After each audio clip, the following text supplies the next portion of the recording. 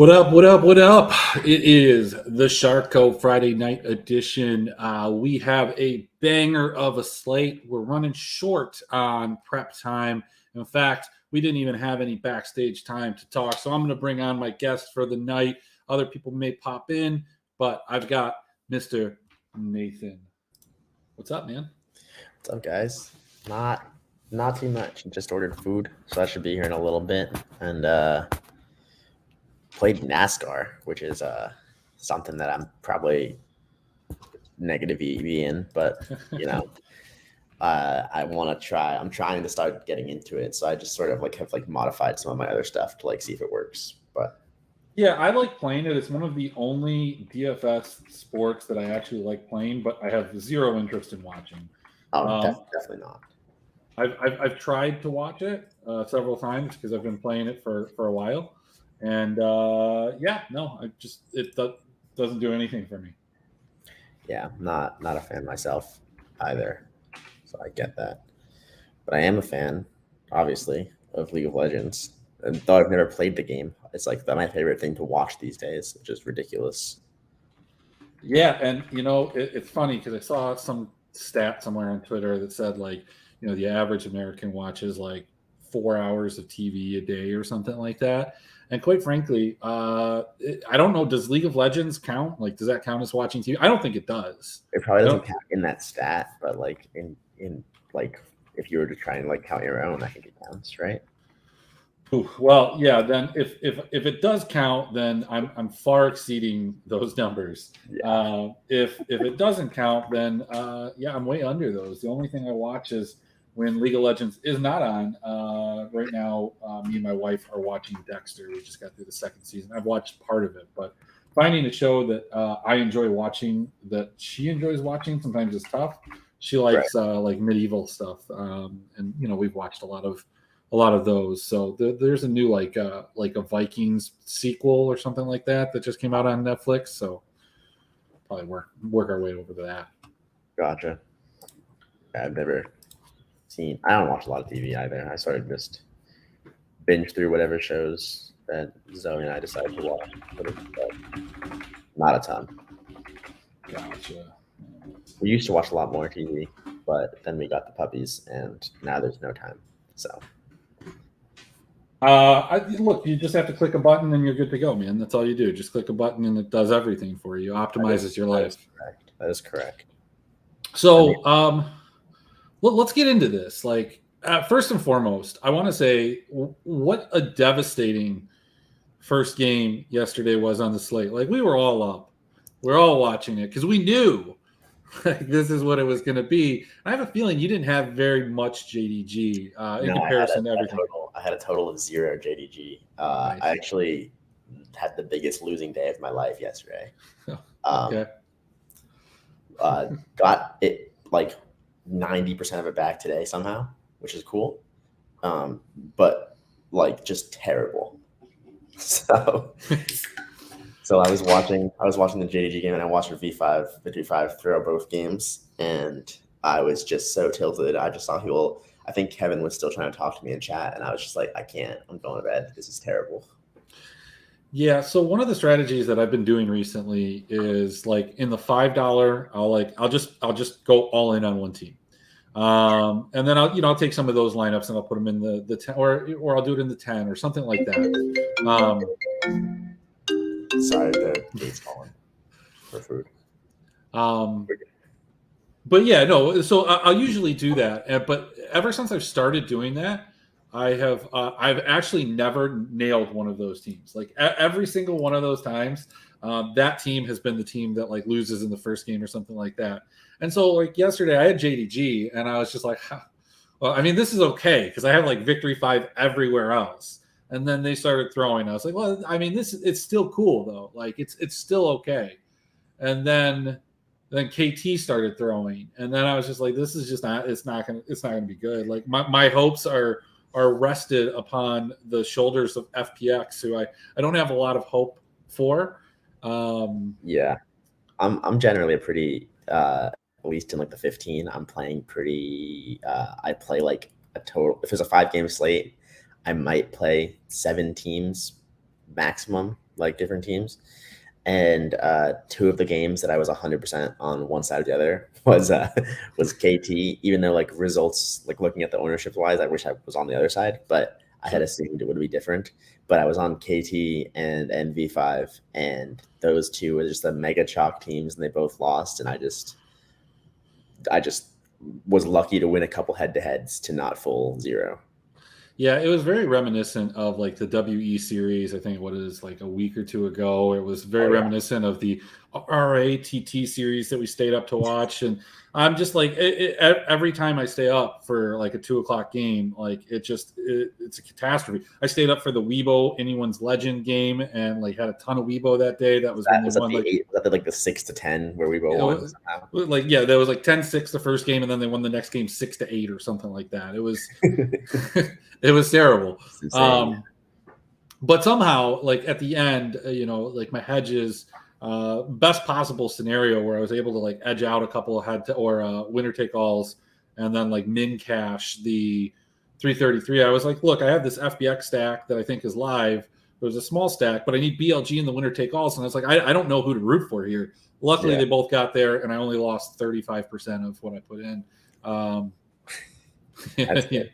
I didn't lose a large. I mean, I did lose a large. I lost like 85%, but like I've lost 100% before in a slate. Last night was probably the heaviest volume day they had. It was the heaviest volume day for me as well. And then like there was just so much to play, and there was so many like everything, and then a ton of people posted head to heads. Then I got auto match, and I just got destroyed, and it was just. Yeah, it was. I thought it was going to be super brutal. I went to sleep, and then I wake up. Some other things happen. I got 4 hours of sleep. I crushed like 15 beers plus like a stout. 4 hours of sleep, drove my wife to work, came back, and then there's like a leak from the unit above me coming there's just a stream of water coming out of the register onto the bathroom floor. I'm like, this is super awesome. And, I'm watching game 3. But nevertheless, like I said, was able to get 66% back. They didn't have to cut into anything on my side. The leak is gone. And, everything was a return to normal to some extent when I decided to go all in on XL. In the $5, I went all in on XL. I had a couple of lineups outside of that, a lot of misfits. Somehow, some way, I landed on that like Mad Lions Fanatic snack that kind of saved my day and got me a lot of my money back from earlier in the day, and I was able to be profitable.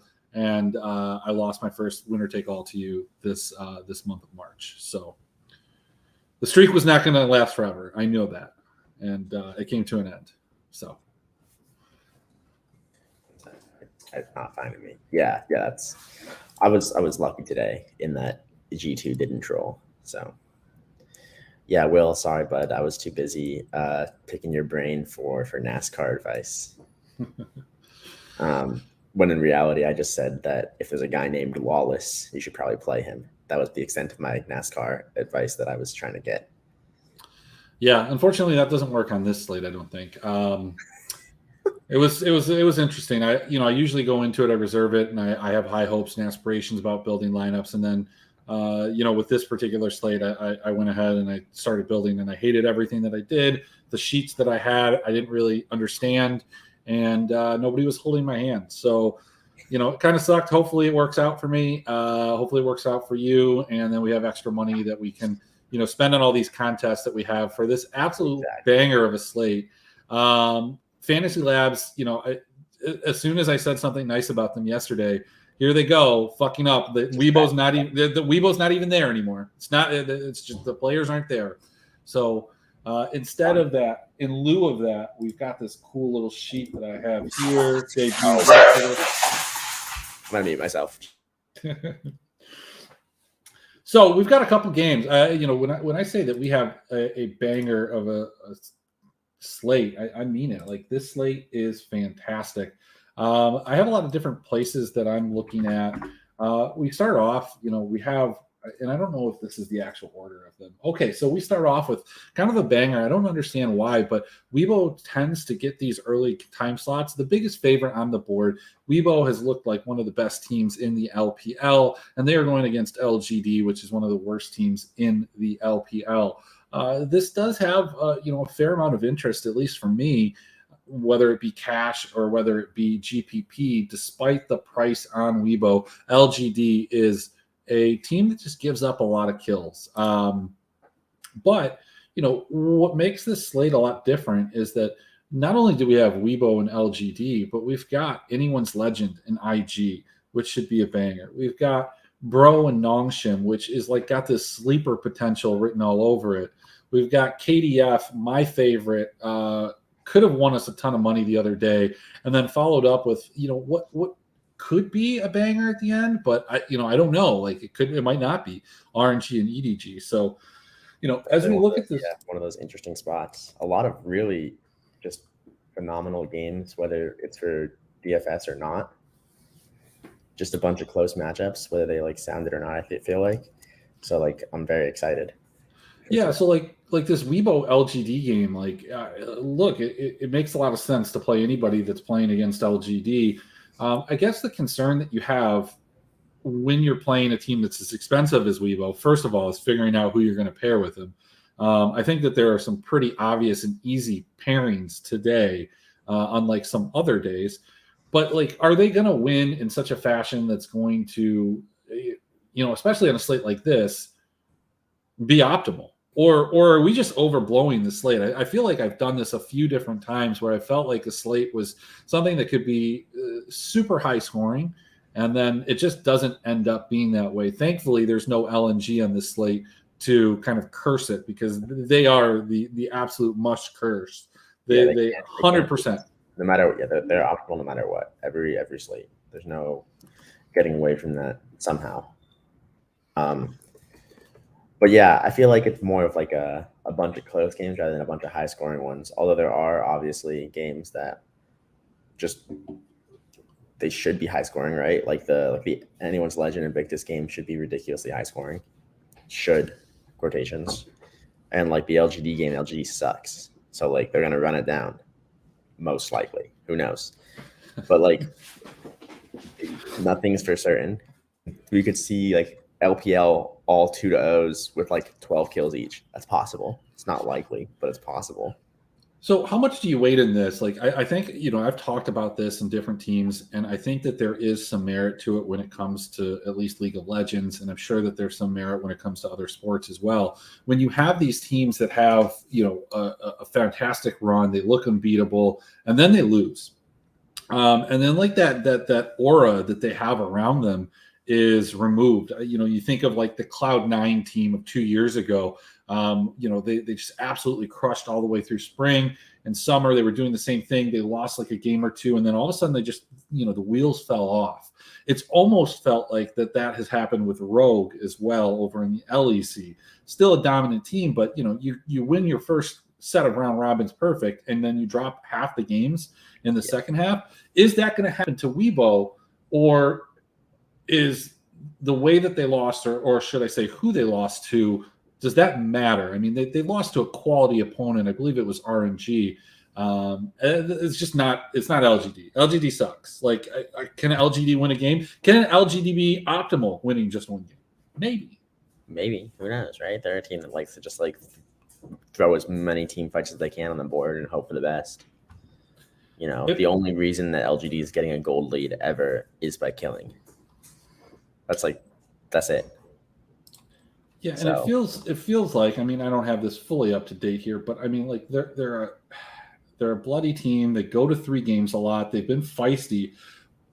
Most of their series, they've been able to take a game.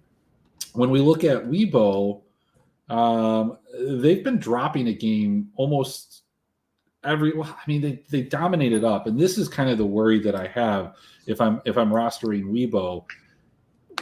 Where do you think that they fall on the ownership? Is this a game where you think I think people are going to find a way to play them despite their pricing? Yeah, I think that it's an interesting spot because obviously it's a 5-gamer, and there's a lot of spots people want to go towards, and I think that the fact that they're priced as the second highest priced team, but they're also the biggest favorite, they probably have to get a lot of ownership, right? I thought they were the highest priced team. They are the second highest priced. I think Invictus is the highest. Yes, except for Huang Fong is more expensive than. Okay. Yeah, I mean, do they get ownership? Yeah, probably a ton. Just because, like, especially on like some of the high dollar stuff, I feel like people like safety, for good reason. And there's no real safety on the slate besides Weibo, I guess, because they're like they're like 80% or something like that, and the rest of the teams are like between 40 and 60 pretty much. So they have to get some ownership, but the problem is with that is like there's also a trade off of like they've shown very little DFS promise lately, where like they have been like grinding teams down and just like winning, right? So like 16-15, 16-15, like most of their wins come within that like 14 to 18 range. There's a couple outliers, right? We got the 22, the 24, the 26, but for the most part, they're just grinding these like dominant games, like 16-3, 14-3, 14-3, you know? So I don't know. It's I generally tend to think it's like a lot of noise when I look at like previous game totals, but that's just me. I think the jury's out. Who knows what happens? I don't know. So one of the things too that you can look at within this Weibo gaming sample size is not just like those games. So they have the propensity to end games early, play a cleaner style, not necessarily skirmish heavy. We know that LGD though pretty much doesn't go out without a fight. So I'd be surprised if through the course of 2 games we didn't get one that was above a median expected game. But if Weibo loses a game, that's where I'm kind of concerned. Some of these LGD games that they've won, they've snowballed, they've beat. I mean, like it's RA, TT, and IG. I guess I don't put that into the same category as Weibo. But you look at this Victory 5 game where they won 17-5. And all of Weibo's games that they've lost, they have not been competitive, and they get behind. Sword Art's coming on for the first time. That's the concern with Weibo is if they lose a game, I don't think that they get the 20 points in that loss like some other teams that are super skirmish heavy. They're not a team that likes to take risks a lot to get back in the game. They try and like be very picky with their spots. From my my lack of actual league knowledge, that's just what it seems like. They're less risk prone than other teams. They'd rather like sit there and wait for the perfect spot, and then if they don't get it, they just lose. Yeah, and that is not good. I mean, look, so with Weibo, you can fit them with KDF, you can fit them with a lot of the dogs, and there are good dogs on this. It's just, again, I don't know what we're to expect. Like, why are they making this switch to Sword Art? On has looked fine, not necessarily fantasy, not for fantasy. Yeah, not necessarily for fantasy, but right. from an actual standpoint, gameplay, it's just really strange for a team that has 2 series losses, to go ahead and make a switch this late, unless they just want to give him some time, and they figured that this is a team. I guess here's the other thing. When we saw EDG play, was it LGD? Yeah, when we saw EDG play them the other night.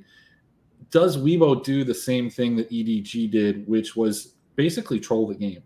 I felt like they allowed some power picks to go over to LGD. They didn't necessarily ban like they would against a better team.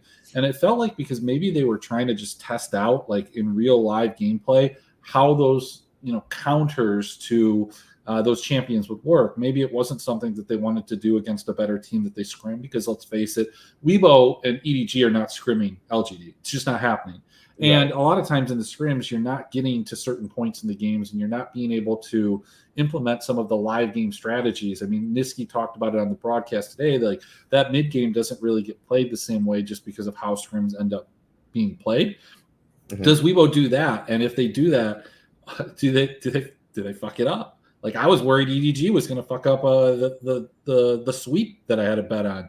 I guess those are all the concerns that you have to take into consideration when you're rostering. I think another concern with that is like, obviously it's all speculation, and I'm just gonna treat it all as noise anyways. But if they do fuck it up game one, and LGD wins game one, does Weibo just sit there and just like 10-1 both next games and just absolutely dominate? Maybe. Are they more likely to do that than they would be if they didn't lose game one? Probably. So who knows? They could definitely fuck it up if they try some of those interesting picks. So look, what it comes down to for me is that of all of these, we've started to see that there are some people that just absolutely have more money than God, and they want to play TT. They want to play these teams, even in the 3-3-3. Maybe you're one of them. Dude, when I woke up and I looked at the Thunder Talk game that they took a game, they lost 1-2 today. I was tilting. I was like, no way that I almost didn't lose my ass today. Yeah. So look, there's going to be people that play LGD, but like in the 3-3-3, it's 130 people today or something like that, or 136. Something like that. Over under ownership like 5%. Like, so do you think that there's more or less than 10%? Under. They're probably under. There's too many coin flips that like people want to play. No one, like, LGD probably gets like 3 lineups total. In your set, or just in everybody's set? No. in the full set of the contest. I don't know if I'm going to play any LGD in that contest.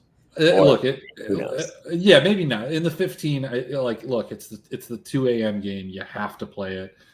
Stranger things have happened. We play off of narratives here. It's a narrative show. Let's go to the next one. Anyone's Legend, Invictus Gaming.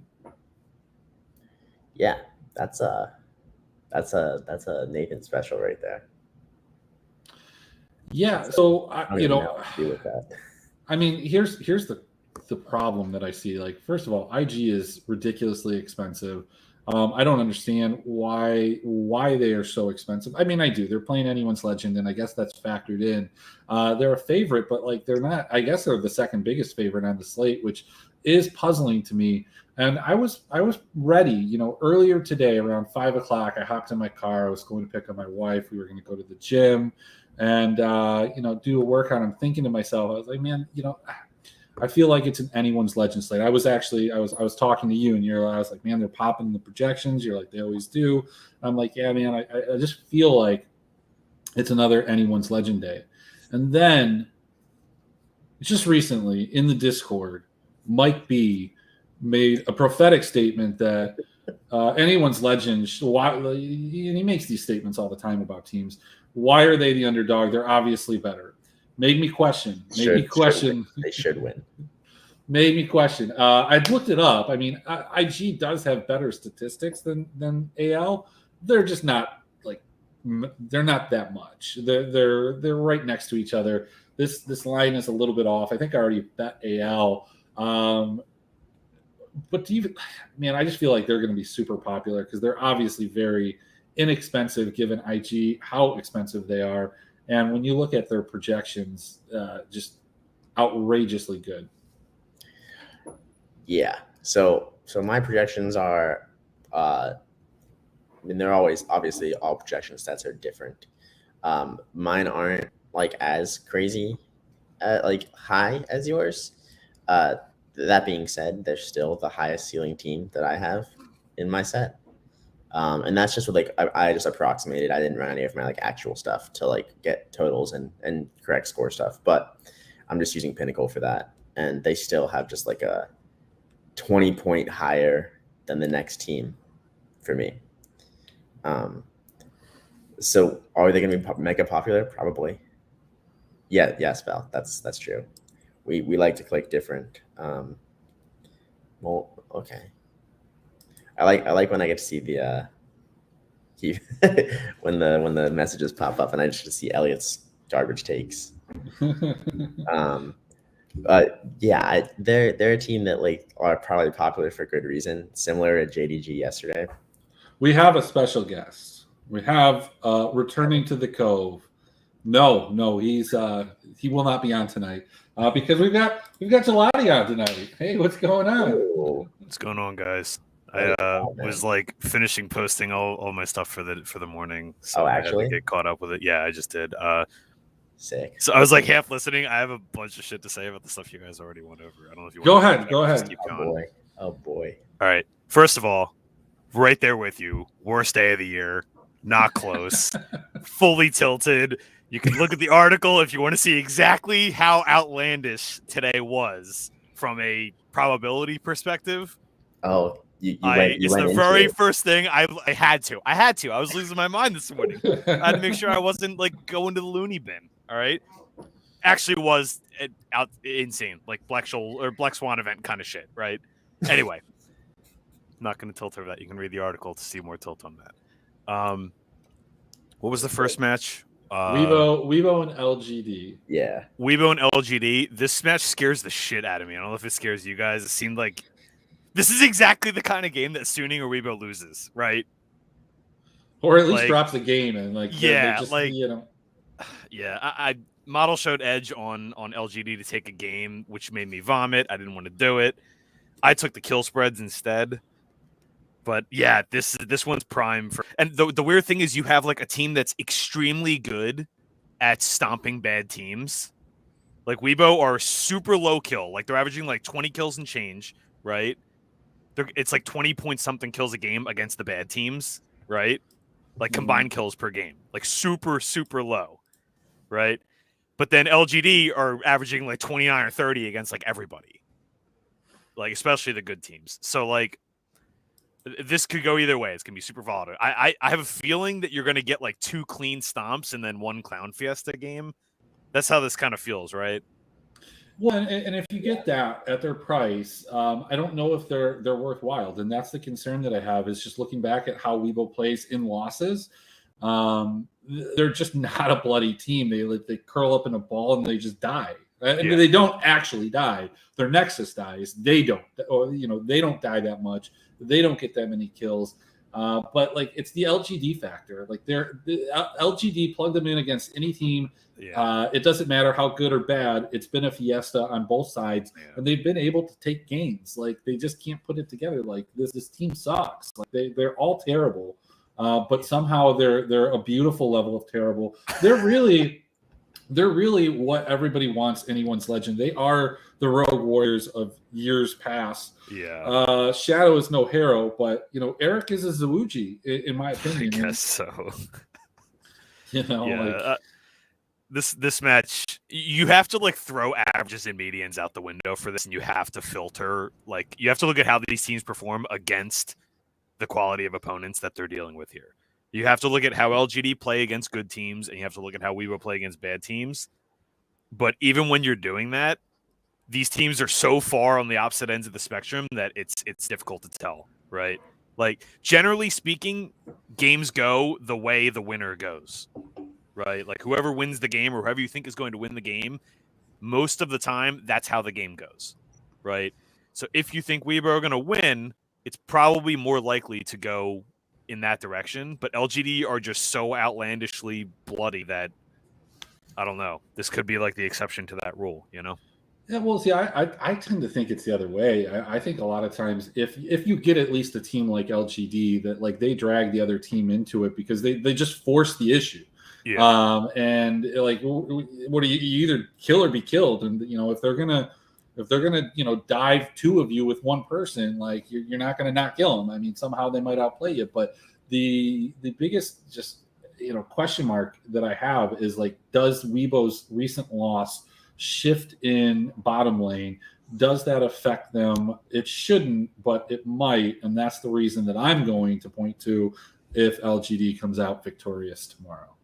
Yeah, I think Sword Art's built for this league, so I have a feeling he's going to step right in. But there's a chance we're going to talk about the next one too, right? Where we're getting a change in mid lane.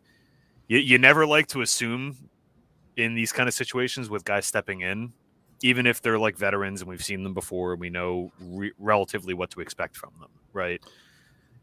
Yeah.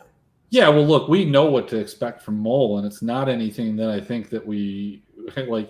I don't think he's considerably better than what we've seen in IG See, thus far this season. I disagree with that. I think Mole's way better. Like I think it's borderline instant upgrade. Who was the guy for IG? It was XZZ or whatever. No, so they're bringing in Mole for Uekai. Oh yeah, I mean, so it doesn't matter. The whole IG team is just besides whatever. Well, Zika's very, very good. I think Zun's very good too. Yeah, but as a team, they kind of do some. They're just kind of all over the place sometimes. I think Mole is a veteran presence. He's super versatile. He does everything. The problem with Uekai is that he was super linear. Like he was kind of like a who was the guy on WE? I always forget his name. The Aurelian Soul guy. Teacher Yeah, Teacher. He's like that ilk, that guy. where he's like a side lane player. Like he put him on like Rise and Galio and Twisted Fate, and he just plays for his side lanes, which is fine. Like you can have success doing it. I mean, hell, that's what Doinby does, right? The difference is when you have guys that are very good at that and they can play like stock standard, control mage kind of situations too. When they can do everything, that makes it much more difficult to draft against them, and it gives them a lot more options in draft because they can go in different directions, right? So I also think Mole's just a very, very good player. I mean, we don't know what he's going to look like coming out of break like this. That's the case with any situation like this. But I think there's more of a chance that this is an instant upgrade than there is that it's going to be a little shaky at first. Because I mean, he's played on some. I think this team would be better than almost every team he's ever played on. He's played on some bad teams before, so yeah, he's got some talent. What team was he on last year? He played with V5. V5, yeah. 2 splits ago, it was V5 also. I think. Yeah. He was on BLG. He was on BLG when BLG were bad. Yeah. So. Yeah, just brutal for that guy. So we'll see. I think there's a chance that that's just a big upgrade. The timing of it's really weird, though. I think you guys started mentioning that is like both these moves. Weibo it's slightly less for Weibo, right? They're playing a bad team. They're 9-2. Like it's kind of weird because they're battling for potentially the 1 seed. But for IG to do it, it's really interesting because like they have to win. They have a good chance of making playoffs. I think the rest of their schedule is fairly easy compared to some of the other teams in that collection. But they have to win. Yeah, exactly. And it's a high leverage match because both these teams are in must win mode against each other. And it's like a double swing because they're near each other in the standings, right? Yeah. So that's the interesting dynamic there. Yeah, I think shit, what was this? I just totally forgot what I was gonna say. Never mind. I had something to say and I just. Yeah, from a DFS standpoint, though, this feels like one of those games that I don't know, Nathan. Like you try and get away from, like, because Anyone's Legend should be the highest owned dog on the slate. Like I don't see a world where they're not. It's an LPL team. It's a close game. I mean, I guess RNG could be, but I just feel like if I'm looking at this and I'm looking at the teams that I think that are underdogs that have a good shot of winning, that I don't have a good shot of losing. I think Anyone's Legend is the team that I look at. Obviously, I look at Bro, but I understand that other people don't look at Bro the way that I look at Bro, and so as a result, I think it's Anyone Legend. I feel like they're going to come in the 333. 25% ownership, maybe higher. You said 25. Yeah, I thought you said 1 to 5 for a second. I was like, what are you talking about? Now, there's very distinct slate textures, if you will, in that today there's only one favorite, really, like realistic, like according to the Pinnacle, right? There's one big favorite. So that kind of slate is very different in terms of what dogs people want to play, from whether it's LCK or LPL or what game types, than a slate that has like 3 75% favorites and 2 40%ers. I think that Anyone's Legend is a very appealing team. So we probably do see insane ownership on them, and that the Anyone's Legend Invictus game is just because of the game total being high and everyone liking to play both of these teams for their upside just in past slates as well. like we probably see a stupid amount of ownership on it. I mean, who knows? I mean, it's So gonna I be know them you or s- Brion, right? Like, I know it's an LCK team, but you guys know ownership a lot more than I do. Like, you guys are doing this stuff day in and day out. I think that we see a lot of ownership from the 2 coin flip LPL games, like a ton. Yeah. More yeah, so. I don't. So I don't think people go to Bro for 2 reasons. Nongshim just made Nathan a ton of money. And Bro just lost people just a ton of money when they were chalk the other day. I mean, it's a perfect time to go back to them. But they were like mega chalk the other night, and Are they the not first mega game? chalk, but like for Bro, they were 25 to 30%, and they absolutely bombed. I don't Okay, think that maybe. despite what's happened thus far, it was the night where everybody was super expensive. I think it was an RNG slate actually, but despite what's happened thus far, like people are still hesitant to go to the LCK. I think we're converting people on the show and the small little echo chamber of people that listen and are influenced. Even that group still is hesitant and still talks a lot of shit. I'm sure there's a comment from Will probably about to pop up here about LCK not being optimal. Or something I like will that. say that the overall sentiment is correct in that LPL is better than LCK. Sure. On average. So, like, take that for what you want to. The LPL is definitely a higher kill score league. Yeah. But it's not so. Look, there's enough average. games in the LPL that still finish in that 16 to 19 range, Yeah. which is where the LCK finishes a lot of times. It's more like a 14 to 17, but that 16, 17 is an overlap. And if you get that just a little bit of a ceiling bump, you get like a 19 to 22 game, a lot of kill participation, and you just get on the lower end or a 2-1 in the LPL, it's very easy for one of those teams to end up being an optimal second stack or a team that fits with one of the expensive teams. It's not like if all prices were equal, you're probably not playing LCK teams, but that's not the world that we're living in. Maybe you do at that point because the ownership would be so vastly skewed. Yeah, if all prices are equal, I think you're motivated to play them more so. Which is like a really weird concept, I think. I don't know. Ownership's a really weird thing, especially in League. There's like 10 to 15 people that just like push the ownership. Yeah. And it's like I'm one of them generally. So I push Ian. Ian kills me, man. LCK is like the developmental league. Oh, from a kills perspective, yeah, absolutely. I kind of wish the two of them would. I've talked about this concept a lot, but I kind of wish these two leagues would borrow from each other more, because like god damn it, no, like just coaching conceptually, like I swear if LPL could grow up for like 5 seconds, they'd be so much better every year, and it drives me up a fucking wall every time. Oh, anyway. Digression. Well, the problem is that they can't grow up because they're 2 patches back at all times. Patches back at all times, and crazy is our game.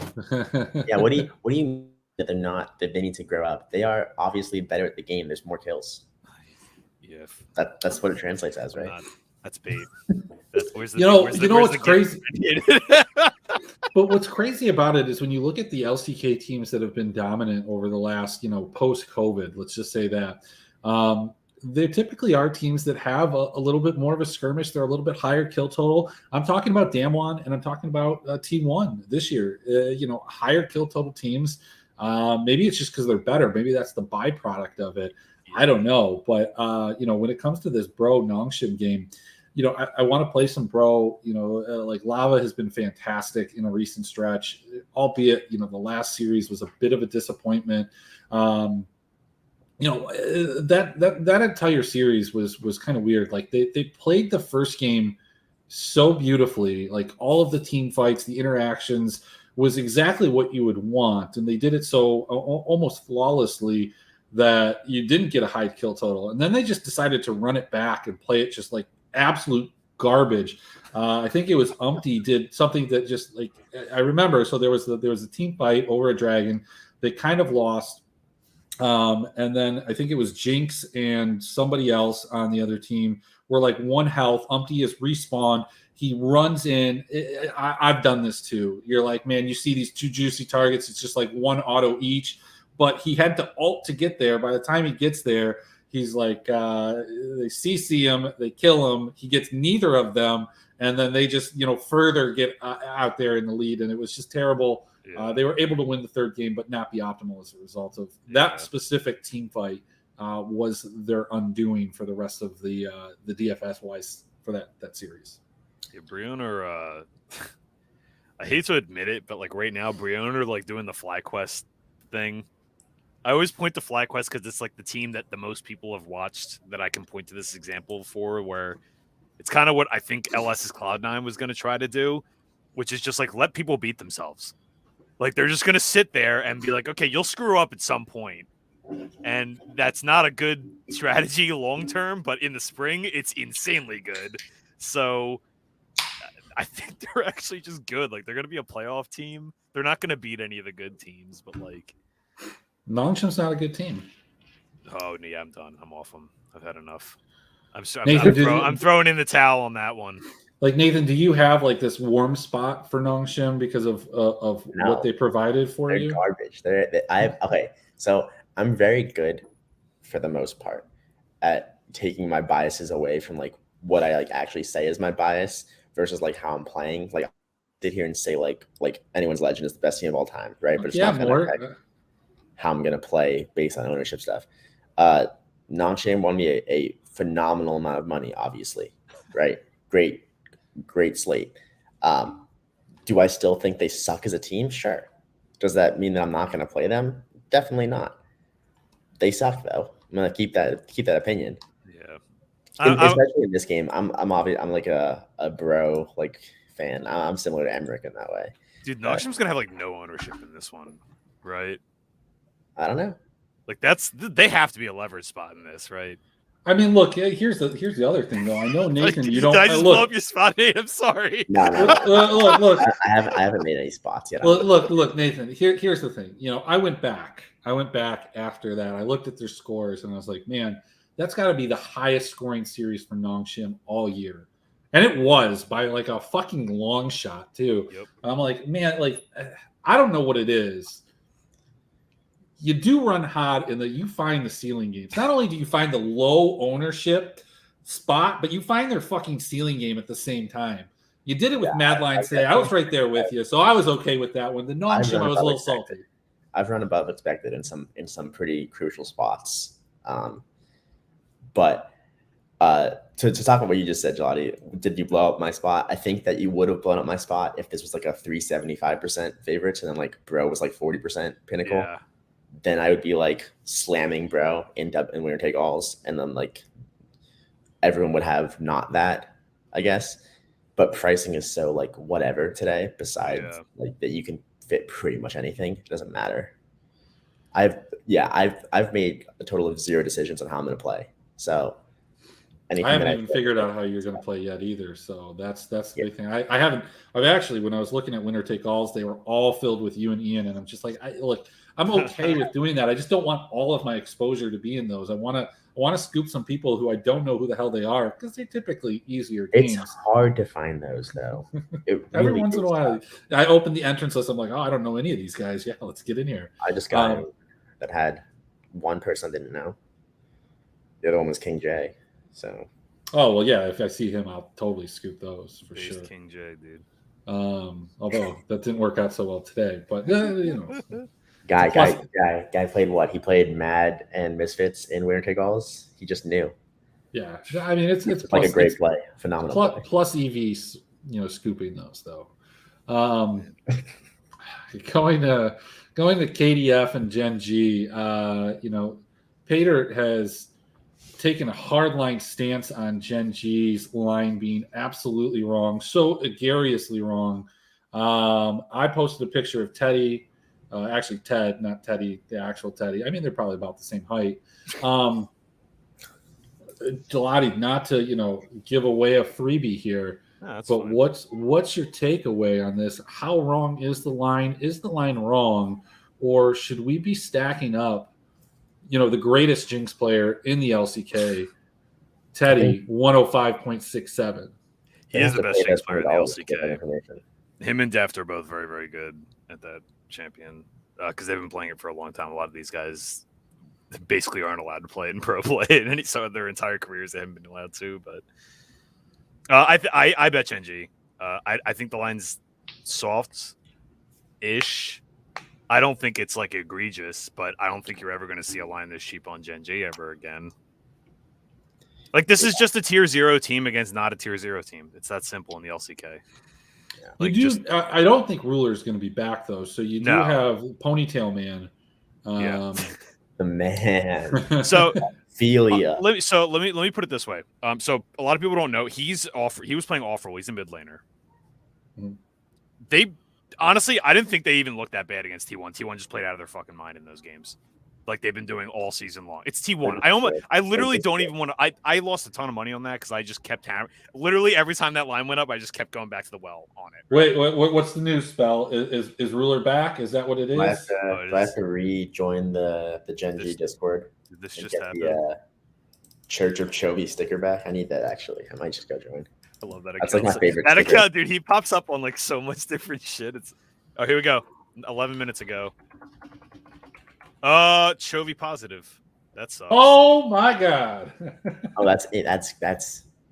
Anyway, I expect an updated post, Gelati. Yeah, I'll have to update it during this show. I'll do it right now, actually. God damn it! That actually matters. So then the question becomes who? God. Last night, I made a terrible mistake when I was building lineups in that I didn't check to see if Arya's replacement was in the player pool. I'm gonna just dip that in the bud right now and go check if anybody else in the Gen G player pool that I should be aware of because. God damn it. Dude, I was sitting there trying to. It's just so tilting for this team, dude. They're so good. They are so good. Are they though? Yes. I'm kidding. Damn it. Yeah, they are. That's so. I would guess Ophelia's probably. No, they'll play quad. Ophelia's playing. Ophelia's definitely playing. I would imagine they're gonna bring quad back or Quid. He used to be quad. Okay, he's in the player pool, so we're all good. We're all good with that. I assume so as well. The good thing is that's the 3 a.m. game, so we'll have 10 minutes to make our players know for sure. Yeah. Yes. There's not. They are different players. So I forgot about that. I would assume Quid's gonna play. It's gonna be like a Quid Ophelia sort of, and then Ophelia. Although I guess they could just pick whoever they think's better at AD carry. Ophelia was like an emergency situation, so maybe they think Quid's a better AD carry. I don't know. AD carry. Pretty much any pro player is going to be able to play AD carry. But then what do they do? Are they going to run Ophelia? I mean, look, you say that they're going to be able to play it, but I know you downplay this. Like, it's the easiest one, but it's still not like. Oh no, it's not the same. Well, it's not plug and play, and you see it. You saw it with Bean. You see it like with any of one of these guys that come in, like, especially if it's an off roll. It's not like just a challenger. Call up, and I mean, like with HLE. My whole thing was it wasn't just like a challenger call up. Like, so, okay, like DRX's team is good. Nongshim's challenger team's all right. HLE's team sucks. They're bad. And like, so you're taking like the worst of like, it's like taking, I don't know, man. It's like taking a academy, I don't know, like an academy mid laner or support and bringing them to your main team and expecting that to actually work out for you. Yeah. I just think generally, TSM. I think generally it's just it's overreacted to, right? I'm not saying it's a direct like, oh no, that's always play this. It's not always. Like sometimes if the team plays around that player a lot and it's a linchpin type player, yeah, it matters a lot, right? Like, or if they're against maybe the best team in the world right now, it does matter, which is something that maybe I didn't give credit for the other day. But I mean, that game the other day was a weird situation because Genji legitimately played T1 close in the first series, and they had a way, way worse sub situation then. Like that was the one where they only had Chovy and the rest were subs and everyone was playing. Chovy moved to top lane. They had people playing off roles and shit. So we'll see. It doesn't look. Yeah, nobody else tested negative, so I'm assuming it's just gonna be Chovy and Ruler out because Ruler I think needs to do 10 days. So is Gen G basically now they're Gwen? That's what we can call them because they're all immune. Maybe. Yeah, maybe. That's what Kevin's saying. So it's gonna be scary. Man, oh man, dude. That's a. Oh that man, sucks. I'm glad. For what it's worth, though, like Kwangdong have been playing really, really well, but like against bad teams. Yeah, like they haven't beat anybody. They've only beat teams that. Yeah, it doesn't mean that they're. It doesn't mean that they're like they could. But you know who they've beat up on, though, right? Yeah. They've beat up on COVID replacement teams. Yep. Just saying, like that's what they do. That's their thing. Yeah, look at what they've done. Look at what they've done against any good team this season. COVID replacement narrative. Kwangdong. They don't have a single win against a good team. Any of the top 3 teams, like they don't have a single map win. I think they only have like one win against a like official roster. It's just yeah, but their abbreviation starts with a K, so they become that's the buff. They have a 2-1 win against Brion. They swept KT. That's it. They don't have a single match win. They don't have a single game win against T1, Gen G, Damwon, or DRX if you want to count them as the 4th best team. They don't have a single game win against any of them. And I'm looking through it right now, and none of these games have been close at all. So like I do think they've actually looked better. Like you can only beat what's in front of you, right? Like there's a certain amount of that. But and they have looked like very, very good. Like they've looked sharp against a lot of these bad teams. So they can only beat what's in front of them. So I want to see where this line moves if people freak the hell out again. I mean, I just went and hammered KF. So oh really? Look, you don't need to push me to bet on the best ADC in the league. I was on the fence. I wasn't going to do it, but like this news, like look. You're going to put Ponytail Man or Quid or maybe Hands. Peanut might play ADC. Look, they're going to get destroyed by one of the best bottom lanes at destroying bad bottom lanes, Teddy and Hoyt. The question is, do you play a limb in this group? Like, he projects okay. He's had a lot of bad games. You want to play the other guys. Fate and Teddy are your primary targets. But Hoyt, give that man a Rakan, and he's going to give you 20 assists. And it's fantastic for fantasy. Let me see this. Dude, Hoyt's one of these funny players that before I updated like midway through like a week and a half ago, I updated everything that I use. And like for the first half of like the split, he was just like the worst projecting support player. And like he's still not good, but it's not like he's like bad anymore. Did you not have life in there? Because like life projects okay. Oh man! All right. Well, life and barrel are the fucking worst. You're saying I don't know what data you have that's different than mine, but life like I have to like manually give him 10 points to make it look like realistic. I only like guess numbers, and that's how I make my projections.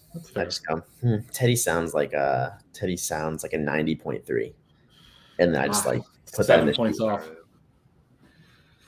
All right. Well, had to do the update. All right, I'm good. We're back. So what about this last game? Where are we here? I know that Chris Prime is on RNG, which typically means that you want to bet the other side. The other side. And I think that is actually the correct play. I mean, if I'm looking at these two teams, I feel like EDG is the better. They obviously have shown some signs of weakness and significantly against good teams. But I will say that I really need RNG to lose one more game, and this is going to be like the one game that's like realistic for them to lose. So I'm heavily invested here on EDG winning this. I think that they can. I've bet against them so many times, and I think sometimes that's what you need to do. You need to bet against a team to show them that you have no allegiance to them, and they need to earn your love. And I think that that's what's going to happen here is EDG is going to try and earn my love by defeating RNG, effectively eliminating them from getting the over. And the question just becomes like, are they going to do this in dominant fashion? Are they going to do this in Fiesta fashion? Are they just going to let RNG get all of the power picks just to see what they can do against it like they did LGD? I don't know. What do you guys think? I'm just saying this isn't a bad spot to get out of that future. So, like, what are they at? Like 9 wins right now? Let me see. What's the rest of their schedule look like? What's the over on them? What'd you 12 bet? and a half or 11 and a half? it's 12.5. So they if they lose this game, Let's see. I bet 2 Holy overs to split, shit! and I They ran have so hot. They have smooth sailing sailing. after this game. Yeah, Like they're gonna 4-0 to win. They're gonna 4-0 the next 4. yeah. You They got said LGD 12. You said 12 and a half. Yeah, they lose this game. I win. Oh. They need to lose one of them. They need to lose one Oh, it's tilting. Wait, hold that spot real quick. So they're Evo 8 has and 9 they're 8 wins. they're 8 and 3. They're going to get 4 more. They're going to get to 12. This would get them to 13. Oh, Yeah, is I mean, LGD like, right now? look, if they so here's the thing: if they do lose, if they win this game, I don't think they're going to lose their next 2. They're going to beat LGD. They're going to beat WE. Stranger things have happened, but they're going to beat those teams. Then I have all my hopes and dreams are relied on Up and RNG, and this game might come down to like I have Up over 5.5, and where are they at right now? I've got Up at okay. So look, if Up. Like it could be a game where like it goes both ways. Like that, like Up's probably going to beat TT, hopefully, right? So who the hell even knows anymore? If they lose to RA, they lose to Victory 5, they lose to BLG. It could come down theoretically to that game and be a massive swing both ways. So that I mean that could be exciting. 319. Thinking about that one, it'll be. This is like God, I had a bunch of situations like this in the NFL this year that ended up just being like a total wash. Like the last week ended up being like, all right, well, I'm just gonna push on both of these because I had like both sides of a division or whatever. Yeah, it was terribly unexciting to have all my capital locked up for that long, but whatever. Sometimes it happens like that. Yeah, oh man. So I bet EDG had a worse number, which I never like doing. Not that CLV really means much. I always mean to fix this. I fix it on one sheet, but then like I cut and copy, and I always do it the other place. And so I say it because that's how it's spelled on the one sheet that I cut and copy everything over from. Kevin. So like I just always see it, and then when I upload the projections into Fantasy Labs, I always have to correct it, and I correct it there, and then I just forget to correct it everywhere else, and it continues. I'm gonna agree with Kevin there. I think this pronunciations of all these names in general is like such a funny thing because like for the most part I'm never listening to the casters because I'm watching and like Zoe's sleeping for the most part at like 3 a.m. Obviously, she's a normal human. Sure, you got your like phone right there, and you just Nah. I stay out of the living room. We need to have a pronunciation show. But like you were saying, like umpty, and like in my head whenever I read it, it's always umti every single time. It is okay, umti. cool. Yeah. But like things like that, and then like who what other ones are there? Keen, like Kin. Keen is Keen. I say Kin every single time. You say so it is Keen. It's Keen. Okay, look, and then like I know it's. Oh wait, maybe that's what JJ, I was saying right? the wrong way. I know it's JJ. I'm pretty sure it's supposed to be JJ. What do you but say? I always read it Yeah, GG. JJ. Yeah, I always read it GG. What's the other one? WE is WE. It's not we. No, I know that, but it's still fun to say Team We. It's WE because it's a throwback to when they were actually World Elite, which was like Team World Elite. Yeah, I knew that. They were like a premier esports organization for a while. Xiao Hu. Yeah, I don't know. Yeah, it was funny when I first when I did like my first article for Dr. Roto that was last year. That was a esports one. They're big on like spelling out like names and spelling out like team names, and I'm like, no, we're not spelling out the team. Nobody is calling them like. Dude, when I was writing for the Action Network, when you're writing for like a legit publication where there's an editor and everything, and they're doing it like a news proper technique and everything, you do the name. Middle name in quotes, and then their last name, right? First name. And I was having to literally, because like I know some of these players' full names, but I didn't know most of them, so I'm having to go through it literally added like an extra 5 minutes to every article I wrote because I had to go back and like, ugh. Yeah, I was like, no. People call him JDG. Yeah. What is we don't need the whole. LCS? We don't need the whole thing. Like No, we nobody. don't need Jin Dong Gaming. We don't need. We Lee can say Gaming. TES. We can say top. We're not saying like I'm not typing out top esports. They'll know. It's okay. Yeah. And they're like, oh, okay, no problem. Yeah, that's like EDG is I think one of the ones that like I would never say Edward Gaming. Yeah. Well, I would say Rail Never Give Up because why not? Yeah. But like Edward Gaming sounds so bad. Edward Gaming, technically the D is supposed to be capitalized too when you spell out the full one. That's so bad. There's so much dumb shit like that it's like, dude, whatever. Like there's hyphens that it doesn't matter. None of this shit matters. Was Carl from Aquatine? It don't matter. None of this matters. All right. And well, here's the other thing is I mean, Nathan, I'm not in the living room sometimes. Sometimes I'm literally in my bed. I'm looking at the phone and I'm like, all right, cool. Like I should get up and go into the living room because it's worth it, or should I go back to sleep? Like the other day, I think it was RNG when they when they crushed. I think it was when they crushed Weibo. I went to sleep before that series and then I dreamed that they just crushed them. And I woke up and I was like, man, that sucks. That was a dream. It was a 2-0 dream. And I woke up and I was like, oh, no, it's the truth. I've had a lot of dreams that didn't come true like that. So that's why that didn't work. But to recap this slate, where are the cash considerations? Like Weibo is obviously a great cash play. They're expensive. But who are you pairing them with now that we have the news with Gen G and that becomes mostly a toss-up? Are there other good teams in cash, or is this a bad cash slate? Because all of these are kind of coin flips. If there ever was a cash slate to refer to Alex G, tonight would be the night. Is there a good cash spot? Probably. I think there is. I'm not gonna. Besides, obviously Weibo, but besides Weibo, see, dude, I like cash slates like this because there is. I think so. Like Gelati, and I think that we would play a very similar cash lineup. Yeah. I do think that we play probably at least the same pairing of ideas, because of the odds being so close everywhere. Because you have your own model, it's very different. Yeah. There's obviously an edge in using something you have found to be more accurate long term. So is there like a good cash spot? Probably not. I mean, you probably because you can't play Weibo Invictus. Yeah, I don't think there's like an obvious one. I'll put it that way. But yeah. But I do think we'd probably be in the same spot. Yeah. I don't know. Not to blow up anyone's spot or anything like that. But we'll just no. I mean, cash is very whatever. Cash is just you play the optimal lineup. Who cares if you get duped? So I don't mind that. I'm trying to think of what.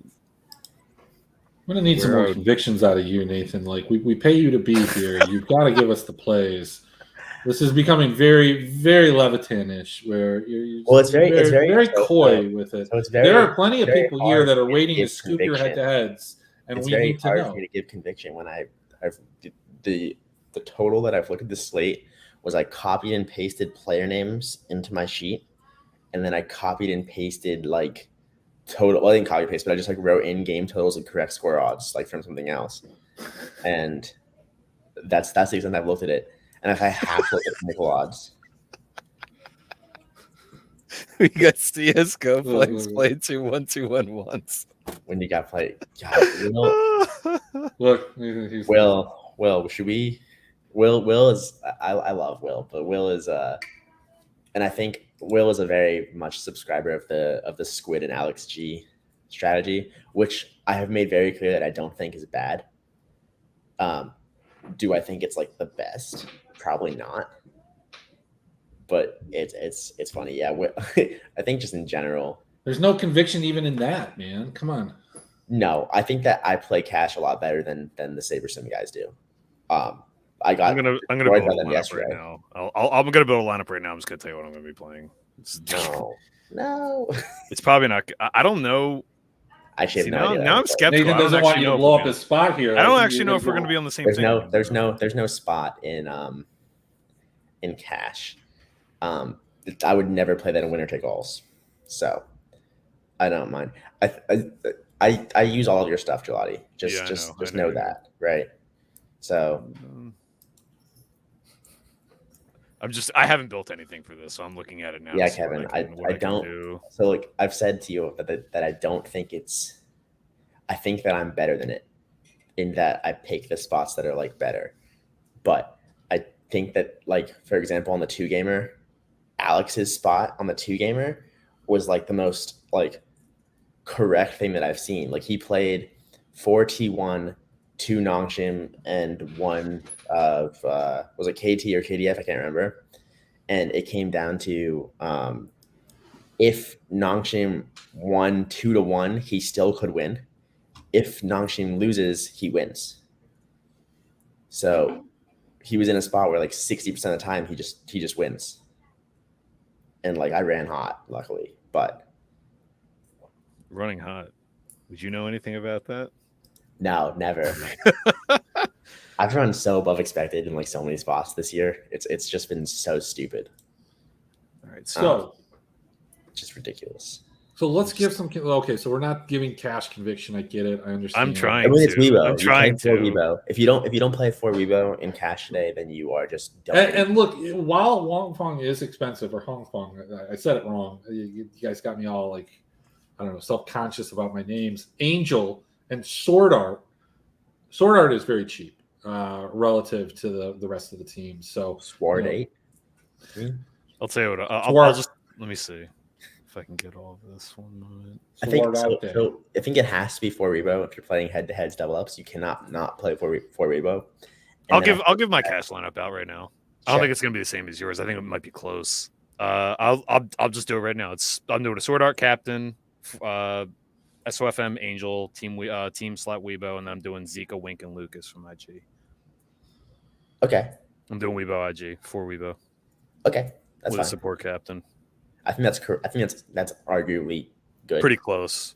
It might not be super optimal. What people don't understand, I think that I tried to talk about this yesterday, or throughout the course of this week, is that like even if that's not the right lineup today in terms of it's going to score you more points, Nathan, you and I have talked about this. If you spread that exposure out amongst a lot of different people, especially like, look, the higher stakes, there's like a handful of people that play head to heads, but Yeah. when you get down into the 1, 2, 3, where those people can't play, you do have a larger player pool to play against. And if you can get a lot of exposure to different people and you're playing the highest or the best odds over a long expected time, you're gonna be a positive ROI.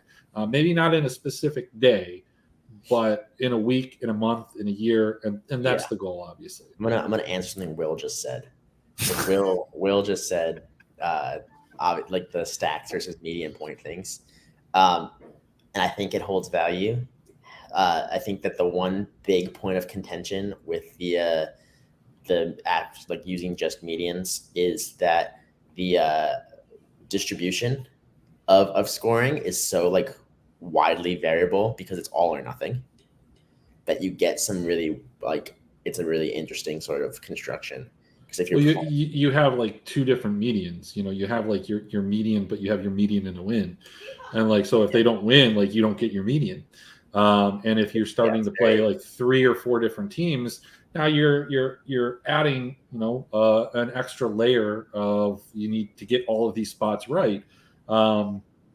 And I think fair enough. You probably win playing that strategy today in the LEC because somebody may or may not have played 2, 3, 4 rogue players, and that didn't work out. But like over the course of the season, playing 4 rogue players is probably I think it's also been profitable. Yeah, I think it's also like very largely slate dependent. Like I think that like Alex and Squid and Will are playing cash at a much higher level on some slates than they are on others, just because of the way that it like pricing and odds and everything.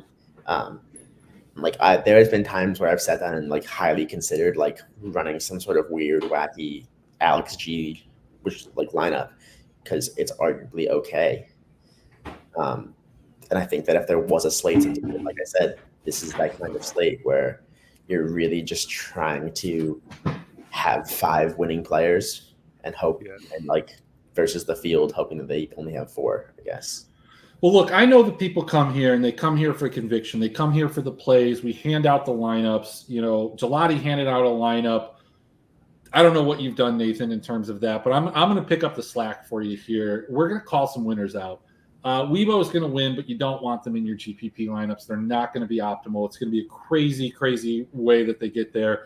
I'm about 50% on that. Anyone's legend wins the first game, then loses the next two. That game's not optimal. Bro gets 38 kills despite the 33 projection, is in the optimal on the small stack with KDF, Teddy Captain. That's the place that we're going to go. Double LCK on a 5-game slate, EDG, maybe a one-off team slot there. So that's the conviction. That's the spot. People have called me crazy every single day for the last 2-3 weeks. And who was optimal yesterday? DRX. I didn't know it. I didn't know it was going to be DRX, but I knew it was going to be an LCK team. Dude, it keeps printing. The LCK, it does. Ride the hot hand, right? The LCK printer is just going nonstop this year. It's driven John to NFTs. That's why John's not playing anymore. He's not playing because it's an LCK world, and he's stuck playing TT.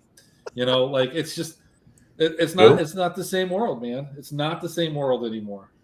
So, I'll give like the picks just by looking at the team names and who I like. Obviously, you go. Hang on, don't turn it off. We're gonna go into LEC and LCS. I'm gonna have more stuff. Let me say my picks real quick, okay? We're gonna go with Weibo, anyone's legend. We're gonna go with Bro because we hate non-cream because they suck. They're 100% shipping this slate now, by the way. We're gonna go with the Freaks, and we're gonna go with we're just gonna go all top row. Honestly, we're gonna go Royal Never Give Up because why not? They are 4v5ing the entire series because Bin is awful, but they're still going to win. So Bin is currently the trash bin. He's not putting people in the trash bin. That's not true. That's overblown. But yeah, I like that. Bin's been pretty bad. He's all right. Bin and Ale have both been like total opposite from last year. It's a weird. Yeah, I don't know. LA's been kind of odd as well, but I don't know. They're still really good. I don't want to. It's spring. It's still like halfway, a little more than halfway through the spring season. Like summer, they could just go nuts, and we wouldn't be surprised. Yeah, I have no actual conception of what's good and what's not. I just look at the results and I'm just like, this guy sucks. Oh yeah, for fantasy they've been bad. Ben put up 40 points in a sweep. Yeah, but I mean, top laners have been crushing recently. Like, you just got to get the right one or two. You need him to be playing Gwen, is what you need. That's it. You need to be playing Gwen. If they get Gwen, you crush. If they don't get Gwen, you lose. Yeah, or Jace, I guess. In the LPL, if you get Jace, it's good. But because Gwen team fights. That's what Gwen team fights and has an AOE ability, so you pick up a ton of assists, and that's like what it is. Will said he's going. I told him to send me an email. He wants to defend his median lineups with charts and stuff. So I said I'd read it on air. Let's talk about the LEC. Will's running his simulation probabilities of outcomes, and he's going to send you a chart of the graph of his expected. So that's like 10,000 sims said this, 10,000 said this, nice. And then he's going to try and justify it. No conviction from Will. Awesome. I hope he shows me a ROI graph too. Respect, Will. That's what... Will is beyond smarter than I am when it comes to like actual statistic stuff. LEC, SK versus XL. Banger spot here. Nathan, let's start with you. I'm gonna quickly. I'll go through and say this game, but I'm gonna have to hop off for a bit after that, and then I'll come back if you guys are still on. Okay. But SK versus XL. Everyone loves XL. Week after week, day after day. SK is bad though. I don't know. I hate this. This slate already looks bad. Like, I didn't even look at it yet, but like it looks pretty fucking bad for me. Like, Mad Lions is a favorite. That says more than enough to know that I'm gonna hate tomorrow. I would first look. I'm going to take SK in this game every single time. Really?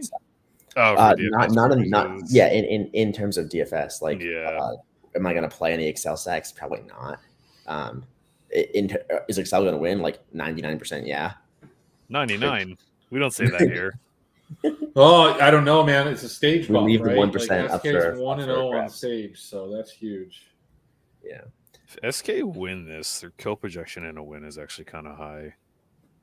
So yeah, that makes sense if you're going to play. Yeah, that's a good spot exposure wise. Yeah, exactly.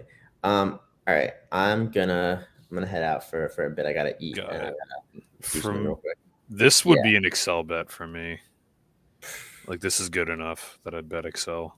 It's Thank cheap you, enough. Ian, for that. I make this like closer to I make this closer to like minus 200. So I'd bet Excel here. I haven't done my write up for LEC yet. Let me see if I did anything on the look ahead show. Yeah, I think Excel's the right play. I don't know, like Excel has been one of the teams that you want to target from an expected kill side.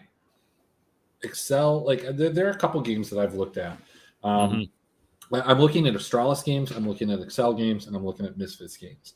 So like this BDS Rogue game doesn't particularly excite me. I do think Rogue comes out, takes care of business. It's like a 16, 17 kill win, something like that. G2 Vitality, I definitely think that G2, probably should be the favorite. I don't understand how Vitality continues despite. It's crazy. I have I guess and it's not like they're opening lower and then getting bet either. Like it's just a market derived power rating. Like they were plus 200 to win the split, so they're still going to be favored against a lot of these teams. But I don't like betting against them either. Like they're like because they do show like hey, we have the talent to win these games. We're just idiots. They've kind of been G2's idiots too, though. Like G2 like is not like a super crisp, clean team all the time. Like sometimes like I think G2, this version of G2 is a lot cleaner than the historic versions of G2. I'll say that. Like but less talented. Yeah, for sure. So here, like Vitality are weird because there's a huge divergence between like my model's expectation of that team, the betting market's expectation, which is the complete opposite end of the spectrum, and then I'm somewhere in the middle. Like I have enough respect for these players that I have a tough time actually like hard fading this team like just every single time. And I think that they are eventually going to be a good team. They just kind of look like dog shit some games right now because they're arrogant as shit. But there's probably a reason that they're arrogant. I imagine this team's just stomping scrims. Like they play like a team that's stomping scrims, and they sometimes get blown up on stage and embarrassed a little bit, right? That's the way they play. I don't know if that's what's actually happening. I would like to be a fly on the wall. But they definitely play like they have zero respect for anybody. So even themselves. Sometimes. I mean that match today, I know people the Poppy pick was good. But like the broadcast was sucking off that Poppy pick like it was crazy. But like Vitality, that game was done and dusted. They just decided to lose. Like there were like two different occasions in that game where like if it was even and it went to like 35 minutes or something like that, yeah, sure, the Jinx Poppy's probably gonna win, right? Whatever. But there were a bunch of situations in that game where the top lane opting into a 3v4 that they had vision on. They knew it was a 3v4 and they're like, now we got this, no problem. That's the kind of shit that this team does that I don't know if they're just like limit testing because they get away with this shit in scrims or if they actually think that they're that much better than everyone.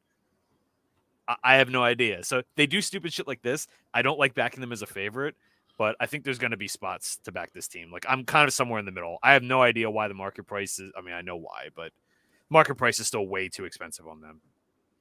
Yeah, the game for me from a DFS standpoint, and probably a spot that I want to bet. I've been on this team as a DFS spot. Like they just seem like they almost have it together, but they don't. Is Astralis? Zanzar has been fantastic for scoring. I think the thing that concerns me the most about this team is they've seemed to put it together. I think Dayor sucks. I don't like Dayor on this team. I think his champ pool is a problem. That's it. Like he continues to play Vex. And look at the games he doesn't play on Vex. Yeah, I mean, look, dude, in EU Masters last year, he was playing like Renekton mid. Like, I get it. It was meta somewhat at the time, but like, I don't know, man. Like, I just feel like that there are better options. I thought he looked okay to start the split, but like the rest of the team is leveled up. Kobe has been playing like the best that I've ever seen Kobe play. And I'm a post-COVID guy. Yeah, I was gonna say. So like this, but this is the best version that we've seen. I mean, you saw glimpses of this on Misfits, but he's been consistently good. And I mean, like it's a Jinx effect too, I think, to some extent. But even if Jinx is out, like Xayah is becoming more meta. They've like buffed her like 8 different times. They're just doing everything they can to get Xayah into the meta. And he loves playing Xayah. And like it just only benefits him that nobody else will play it. But it is Except starting. For game today, who tried to play it today, right? Carzy tried to play it today. And I don't think it was a problem. I think that game wasn't the Xayah wasn't the reason they lost that game. Yeah, 100%. So I love Astralis here. People are going to be riding high on the Mad Lions, -240. Just came off of a huge win, GPP winning win. Astralis and Mad Lions, like Mad Lions, not a team like so far this year that you want to target in DFS. They have that reputation still, but just like I pointed this out yesterday, or actually it was this morning. But we go take a look at the Mad Lions, and you look at this sample of games here. They have not been the team that gives up 20 plus kills. It's 14, 13, 18, 7, 17, 13. This has been the team that has just been getting wiped. Now, maybe they made some adjustments today. Aloya talked about it. That the coaching staff kind of pepped him up. He was crying on stage before, and maybe that's good, but it doesn't matter. Because who's never going to cry on stage is Zanzara. I don't think he cries. This Mad Lions team is fraudulent as hell. Like I'll just come out and say they're not. I'm waiting, Kev. I'm waiting. Where's your comment? They're not good. Like, look, I'm not saying like they're still likely to win this game tomorrow because I don't think Astralis is very good either. But like, this is a pretty heavy-handed line. Right, I'm with you. Like, I think Astralis exposure is good for at least for DFS purposes, probably for a betting perspective too. Like, yeah, I don't know. Even today, dude. Even today, that was Vitality giving them that win. I give them credit for it. They had a couple really nice team fights that they could have lost in that game, I think, and they pulled it out and did well. And they're not bad. They just have that price memory. Do you know what I'm saying? Like. Not everything is a binary decision, right? Like a team. How can Mad be fraudulent? They're -240 spell. That's why they're fraudulent. Yeah. Like, I mean, we're not talking about Astralis being fraudulent. Yeah, you look at like Mad. Pretty much any performance metric, they're below league average. Like the only thing they're good at is like the first 20 minutes of the game. They're pretty good. Like. I say pretty good, like they're like about like slightly above average, and like that they're just not that good. But they have all that price memory still from this team having all the name brand and everything. And I don't even think it's the players either. Like I don't think Unforgiven and Reek are particularly bad or anything like that. But I don't know, it's just not working for them. I also think that everybody else leveled up too, which is like I think that's a big part of this too. Is I think the rest of the league kind of leveled up, so. It could be like kind of like a damn one situation where it's like, okay, they had some changes. The rest of the league, a lot of like the mid-table teams got better, and it's just they're not going to be quite as dominant anymore. And in the LCK's case, the other top teams got really, really good. Like T1 and Gen G look great. So I don't know. I think it's a little bit of everything. There will be a buy low on Mad Lions at some point. I don't know where, but they're just not good. They're sloppy. They do a lot of the same shit that Vitality does, where like they're just super arrogant. And most of their wins this season have been either against the bad teams or they've been like not from their own creation. Like they've been throws by other. Like if you look at most of their wins against like the good teams, I don't think I can really give them credit for more than a couple of them. I'm trying to think. Look who they even beat that's good. Vitality in week 1. Vitality today was not their doing. G2 in week 1, that was like. G2 were sick or whatever, right? Not that I'm making excuses for them. That's it. They don't have a win against like XL is the only other win they have against a playoff team. I'll give him that was a quality victory. I'll give him credit for that one. But like that's what I mean. Like they're just not that good. I don't think that's a hot take either. But I will say this: like I think this is the game that like is the key for DFS tomorrow. Like, look, if Mad Lions comes out and win, they probably do get a ton of kills. Yeah, they are pretty expensive. They're the second or third highest priced at every position. For me on this particular slate, like I think Misfits and Fanatics is going to be a good game. I don't necessarily know if it's going to be a high kill game. You can take a stab at that and hope that it's like a Misfits G2 type of game where it's a back and forth or a back and then a fourth, I guess is how you would describe that one. Yeah. G2 Vitality has that pop off. Like I kind of feel like a lot of my exposure will be like something like Rogue and Astralis or Excel and Astralis, or kind of like Mad Lions and I don't know, Mad like Rogue. Well, like Mad Rogue, you can't. Rogue is super expensive, but you could probably take play a stand. Misfits. Take a stand in that Misfits Fnatic game. Well, like Misfits are super cheap. Fnatic, I mean, their G2's incredibly cheap. So like if you're going to play Mad Lions, who's expensive, you're probably going to pair them with like Misfits or G2. So if you're pairing them with somebody else, like that's okay. Like, the other like strategy, like if people haven't figured out, like we're going to go into LCS real quick here. And it's a little bit less so in the LEC, but the same strategy applies that you can do in the LCS. Is just pick two dogs. Like that's a way to build your lineup. And it's just like, there's a high likelihood that two dogs win. Yeah. Now, are you going to have the right two dogs? That's always the key. But I think Astralis has a good shot of winning. Like if I had to pick these games, it's Excel. I'm going to take Astralis, Misfits, Rogue, and G2. So there's multiple dogs in there. Let me take a look here how I would play this just off the top of my head. I'm probably going to be on Astralis. I'm probably going to bet. So I'm going to have Excel, Astralis. Well, Excel's a favorite, but I like Excel, Astralis. Misfits Fnatic is kind of, I think that's probably a fair price just off the top of my head. Let me see if I did anything on that. Yeah, I mean, like the price is one thing, like in terms of like the betting, but like Misfits are just super cheap. And they're a team that has just been, they didn't start the split this way, but they have turned a corner in the second half, and they are a team that you can feel good about 17, 18 kills. Yeah. And probably more than that.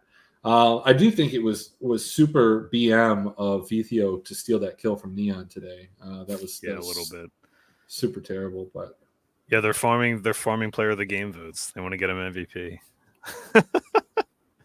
Oh man! I guess if you're in a solo queue game, you'd be like, look, I'm 4-0, man. Now I'm 5-0. I'm the Fed member. Sorry, bud.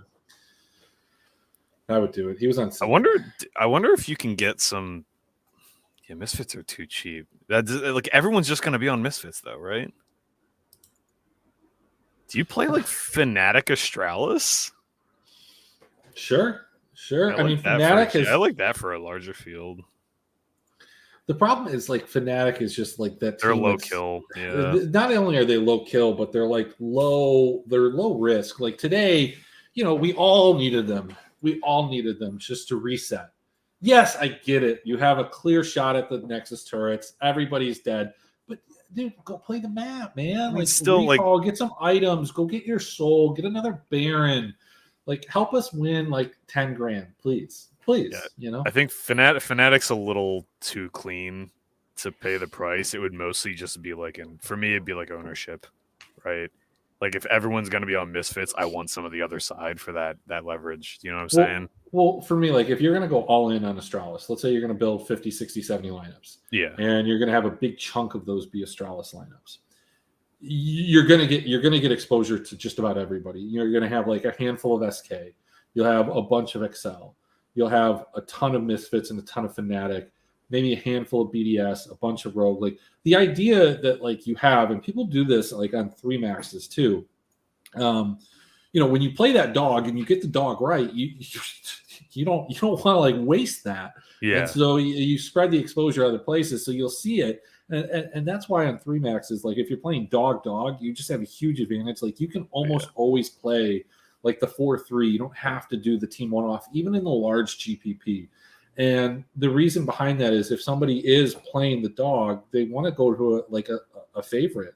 Like if somebody is playing anyone's legend, they're gonna want to pair it with Weibo. Yeah. If they're playing Bro, they're gonna want to play it with Weibo. Weibo is gonna have the highest ownership, I think, in the LPL. But like there have been other slates where there's not a lot of coin flips, but you're just always gonna gravitate to that safety. And it's like you say, like I say, like life finds a way, right? Like people find a way to like just slam the highest price team in there, like every single slate all the time. So Rogue is going to be semi-popular. I don't think that they will. I think Rogue is like the one team, and the LEC is the one league where people don't try and do that because I don't know. They're just because they just slammed G2 and Fnatic every single game. Well, it's not even, people have learned not still. to do. People have learned not to do Fnatic. People will still do G2, but I think people have learned to go other places. It's going to be Misfits. Misfits are going to be kind of chalky. Like people know like that this is a 50-50 match. Yeah. So, all right. Well, that's so my conviction spots. I told you my conviction spots. Let's zip over here and just take a brief look. I haven't even looked at this. I don't even know who's playing. I like the Astralis spot a lot, especially with Mad coming off a win today. People are going to be all over that. So last week on Sunday, I stayed up. I watched the games. I woke up. I made my lineups. I was just exhausted. And I said in the chat, I was like, no, Astralis is the play, guys. Astralis is the play. And I fucking went all in on Astralis. Like I had like a handful of lineups that weren't Astralis. Like my winner take alls weren't with Astralis, but like all my GPPs were Astralis. Yeah. And I fell asleep. I saw the Vitality game to start the day on Sunday, and I was like, well, I'm fucked. I don't have Vitality. So I fell asleep, and I woke up at the end as Astralis is smashing the Nexus, and I'm like, yes. I'm like, wait, it's 10-2 or whatever it was. I was like, so then I went from the couch to the bed and went to sleep, and like all of the games were like that. It's kind of crazy that all of the games last Sunday were super, super bad in terms of kill totals, and they were all crazy today. Yeah. LCS, like let's talk about it. This team kind of has seemingly peaked a little bit at the wrong time for you, at least. This Immortals team. Dude, you were all over Immortals. They look like Whatever. shit. They look like the worst team in the world, and they've had a couple fantastic fantasy outputs. They're plus 154 against Evil Genius, who also seem to have like peaked at the opposite time, but have seemed to find their form recently. I think this is a deserved minus 205. I think Evil Genius is a team that you want to play in DFS. I have no idea what the pricing is, so let me pull that up. yeah. You look at a couple of the bigger market makers, and EG are bigger favorites, not by much, but like 227, 235. So yeah, I think EG maybe not the same potential, but I think you kind of have to treat this team a lot like you treated Vitality, where you have to split the difference between like what you've actually seen, what the pre-market expectation was, and then like where we're at now. It's kind of like a moving. I mean, everything in this business is kind of a moving target, right? But I think you're better off splitting the difference. So like they're probably not quite there yet, but I think they're closer to getting there than continuing to be on the struggle bus. You know what I'm saying? I think on any given particular slate, they could be the best team out there, or they can be a team that just gets wiped because of how young they are. Yeah. That's it. They have like a sky high potential, and I feel like Impact has always been that player, and he's the elder statesman on this team or in this league. But inspired Danny, I posted that his name's not even Danny. Like, why is that? God damn it, Kyle! It's Kyle. I didn't even. Right? Yeah.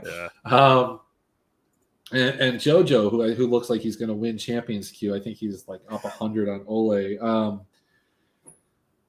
I don't see a world where they lose to Immortals, but that world exists, and we may be living in that plane of existence. PoE has pulled out some weird games, some weird crafts, but like I think some of these Immortals wins have come against lesser teams. I don't expect them to style on a team like Evil Geniuses. So like unless EG comes in and tries to style on them and makes mistakes, which is entirely possible, I feel like EG take this game and pretty handily too. Yeah, I don't. Yeah, I mostly agree with you there. No hot takes. I'm going to tell you right now, like I haven't done the write up on this yet. The model is going to be all over Immortals for this because it has these two teams basically equal. I'm not buying that. Like I'm selling Immortals and buying EG. I mean, I think for the LCS this year, there's there's a certain level, and there's two teams that I don't. We'll get into it. Obviously, it's not these two, but like if they were up, like if you could get like I don't know, like plus 175 on Immortals, I think that they're worth it. They're right at that edge for me. I think almost anybody in the LCS at plus 175 or higher is kind of worth it. Maybe not against Liquid or Cloud9. Yeah, you're not against Liquid and you're not against Cloud9. Like I think Cloud9's really good, and I think they're going to be better. At least in the short term, without LS. I think LS added like some strength that would have carried over to like maybe some international success, but it's such an interesting situation, man. Like for how much it got the whole LS thing has been talked to death, it still was just a really interesting situation, right? Like there's a reason it got talked about so much I'm with you. Like short term, it's probably better. Long term, like maybe it's better, maybe it's worse. Like fantasy wise, it's certainly better. Oh, fantasy, it's way better. Fantasy, it's way like Fudge is just like Fudge fucks right now. Like you captain Fudge, and like we're seeing that. Like I've talked about it. Like there's this shift away. Like ADCs are always still going to have that pop off potential. You get Jinx, the resets. It just is what it is. But we're seeing a lot of mids outscore their ADCs on teams on a regular basis. Scout and Viper is a huge example. There are obvious exceptions to that, like Teddy obviously outscores everybody, but Fudge is that guy. And look, JoJo and Danny is an exception too, right? Yeah, but JoJo and Danny, it could be either one of these guys. PoE though, I mean, is it going to be Wild Turtle? Is it going to be Arrow? I would venture to guess it's Wild Turtle. I still kind of like EG. They are the Danny's the most expensive ADC. JoJo is the fourth most expensive. Mid Inspired is the second most. So they're pretty expensive. So I don't know who you're going to play them with. Well, actually, I do. You come into this game, and I don't know how this fits, but the next game is TSM at plus 132 with FlyQuest at minus 176.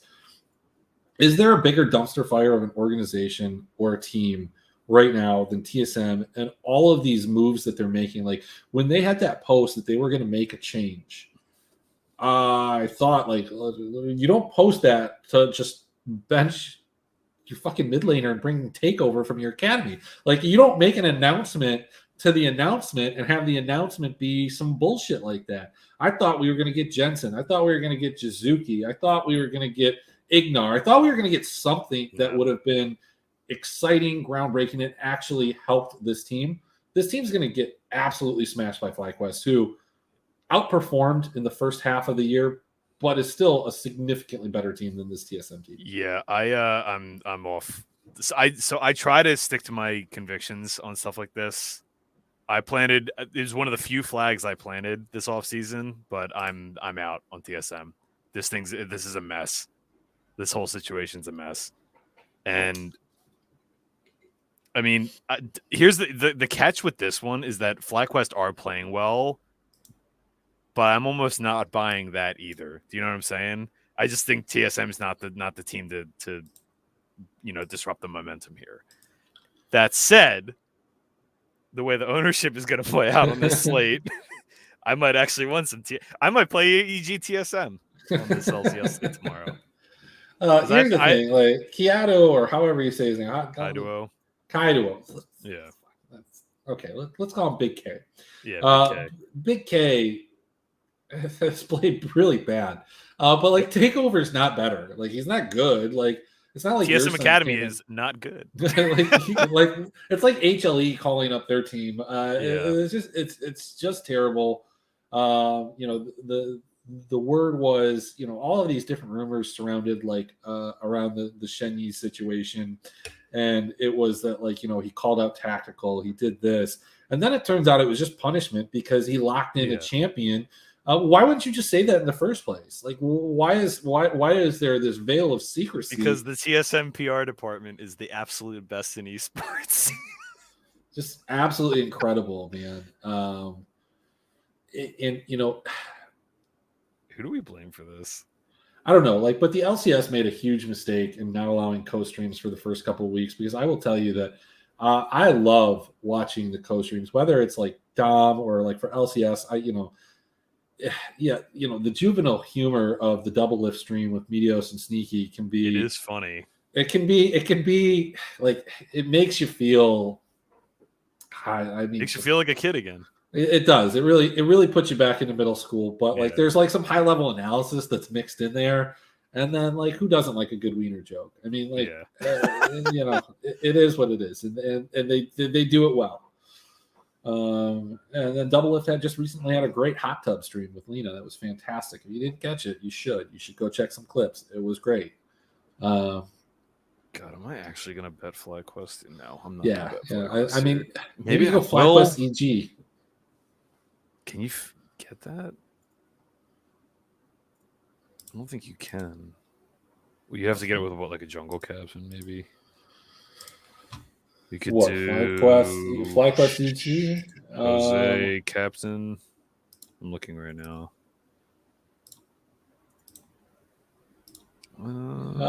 Yeah. I mean, you could. I mean, I'm sure there's some iterations, but if you went inspired, Danny and EG team, you can put 4 FlyQuests and you can do a 3-4. Yeah, I like that. It seems too easy. and there's $400 left over, so I'm sure that there are some other things that you can do there. But I don't know, and I like the FlyQuest team. I like the way that they play. I think that they like each other, and I think that's an underrated thing that we see on certain teams. Where we've talked at great length Power about friendship, power friendship, Fofo Meteor beef. There are different levels to this, and this FlyQuest team of last year absolutely hated each other. They absolutely hated each other, and you can see it as they get away from him. And you haven't been on the show in a while, and I've said it though. What kind of cancer is this guy Palafox, dude? He goes from the FlyQuest team that hates each other, and he goes to the CLG team and we'll get to them, but man, do they don't like each other. I don't. You might be onto something with that. Just reading between the tea leaves a bit. It's really funny tracking certain players' careers like that. And then backtracking and looking at it, I wonder if this guy's just a douche. That's he looks like one, man. He looks angry all the time. Yeah, I mean, you don't want to assume that because there could just be other circumstances. We've got it. You know who we need to ask? We need to ask Fudge. Fudge would tell us they played together on C9 Academy. They won a couple championships, but Fudge would tell us. Fudge would probably say he's a better mid laner than him right now. He probably is. But I think the point that was made on the co-stream was that they had that crazy pause, right? Yeah. And then Palafox just kept ulting just randomly to try and replicate that shit to show them that it's not a bug. There's no reason for his ults. Yeah. And obviously trolling. Luger has a heal, doesn't body block for him, doesn't heal, just lets him get hit. Just all types of dysfunction. And then they went on to win some games. So I had to. I didn't watch that live. I had to catch that. So I didn't understand. I had to have someone explain to me what the fuck actually happened with that whole situation, because I was just watching the VOD, right? The VOD was clearly there's a pause here or whatever, and that was it. I just moved on with my life. I didn't realize there was this whole ordeal, right? And yeah, I don't know. There's some weird shit going on with that team. I don't know. Because sometimes they look good, right? I'm not saying they look like they're gonna win the league or anything, but sometimes they look okay, right? Yeah, I don't know. They're some of these bottom tier teams. It's weird. It's almost like they have good weeks and bad weeks. I mean, you see that with a team like 100 Thieves too. Sometimes you just have good weeks and bad weeks. It's just if you string a couple together, all of a sudden it's oh shit, you look terrible. That's a quarter of your season, right? Right now, it's quarter of the season. Well, it's half the season at this point. Well, I'm saying like if you play like one or two Oh. bad weeks, it's like okay, well. Anyway, Speaking of 100 Thieves, they play Team Liquid. Both Match of of the these week. teams had some hiccups last week. Team Liquid, which should just not lose any games except for against like C9 and maybe EG, lost to a team that they shouldn't. What's 100 that? Thieves. 100 Thieves can beat them. Like when I don't they're know. really Like not, 100 when they're Thieves not is playing like dog shit. But 100 Thieves is this team that like everybody else has gotten better, but they haven't. 100 Thieves is victory 5, dude. They're just good and bad some days. That's it. Like when they're good, they're extremely good and they can win the league. That's how good they are. I think they're that version more often than the other. But yeah, like they can beat Liquid. They can, but look, here's the problem that I have with 100 Thieves is I don't think that they are a significantly better team than they were last year. I think a lot of other teams in the league are better. I think FBI is just, they look, Double Lift and Medios pointed this out. Like, he's not a good Jinx player, which is crazy, right? Because everybody thinks Jinx is overpowered. You put him on Jinx, he doesn't look very good. FBI has not been strong, but it's strange because Someday has been playing out of his mind. Like, people forgot he was good. I didn't know he was good. I had never seen him play good. Which, by the way, should make playing Jinx easier because playing Jinx, you are almost entirely a symptom of the rest of your team. Like, you are just a right-click machine. So if your team is doing their job and you can get resets and they set you up and they can frontline for you and like you're not getting flanked because everyone's warding and doing their jobs, Jinx looks overpowered and the Jinx player is going to look overpowered. If they're not, the Jinx player is going to look very bad and the opposite end of the spectrum. It's very feast or famine, right? Sure. So we can say that he hasn't looked good on Jinx, but I think a lot of that is it cuts both ways, right? Like a lot of times it's just 100 Thieves going way too ham, being way too greedy. But it's weird because like normally if you have a top laner that's playing out of your mind like that, it makes it a lot easier to play AD carry. It's like having a good offensive line for a running back, right? Would you say that they're like a bad version of Vitality? Maybe it's kind of like that, but it's weird to say that because they've been together longer. Sure. So like, I don't completely different really dynamic. Yeah, but, it's weird, yeah, but maybe like that's kind of top laners doing well in lane, controlling that. You have your jungler who's creating some advantages. They just get real sloppy around objectives. Like that's like there's a lot of teams right now that are like this is what Billy's problem is too, right? They just lane people. LNG also. They're just going to lane people to death. They're getting edges that way. They could just sit on those leads. All they need to do is textbook, walk it over, group up, clear your vision out, cover the entrances, plan your escape route if you have to kite back, and then evaluate what the other team's win conditions are. Like, if this is the only way we lose this fight, just don't do that thing, right? That's all they have to do because they're getting themselves leads like just with their players without even having to do anything. Like, they're just outlaning themselves. Like, they're just outlaning other people. All they need to do is clean up the other shit, which I think is easier. Some people think it's worse. That's kind of an opinion thing. But I think some of the stuff that 100 Thieves have issues with are they just like donk off some games. You know what I'm saying? Like it seems like some games they just like they roll up and they're like, yeah, whatever, we got this. We're just gonna steamroll. And I guess you could point to the Vitality comparison again. Like this looks like a team that's just shit stomping everyone in scrims and doesn't have to be thorough because they're just gapping people in lane. But I don't know. I don't get to watch all the scrims, so I have no idea. But it sure seems that way. And then, like, once something goes wrong, they just like, yeah, whatever, we fucked this up, and that's it. Like, they just check out of the game. It looks like. Sure. I don't know. They're weird. I think 100 Thieves are ultimately a good team. I don't know if they're going to win this league, but they're a team that can show up on any given week and just look like dog shit, and then the next week they're beating Liquid and Cloud9 back to back. So they're kind of a wow. They're kind of like EG was last year, where like they just had weird weeks, right?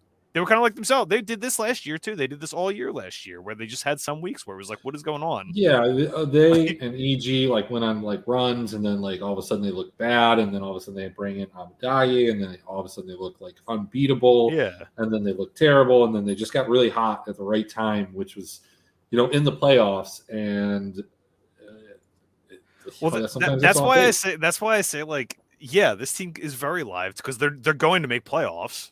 right? Like there's no way they're not going to make playoffs in this league. So like, yeah, they're gonna just be live to get hot for a couple weeks, and that's it. As long as they dodge the bad week somewhere in there, but that's always going to be in the back of your head, right?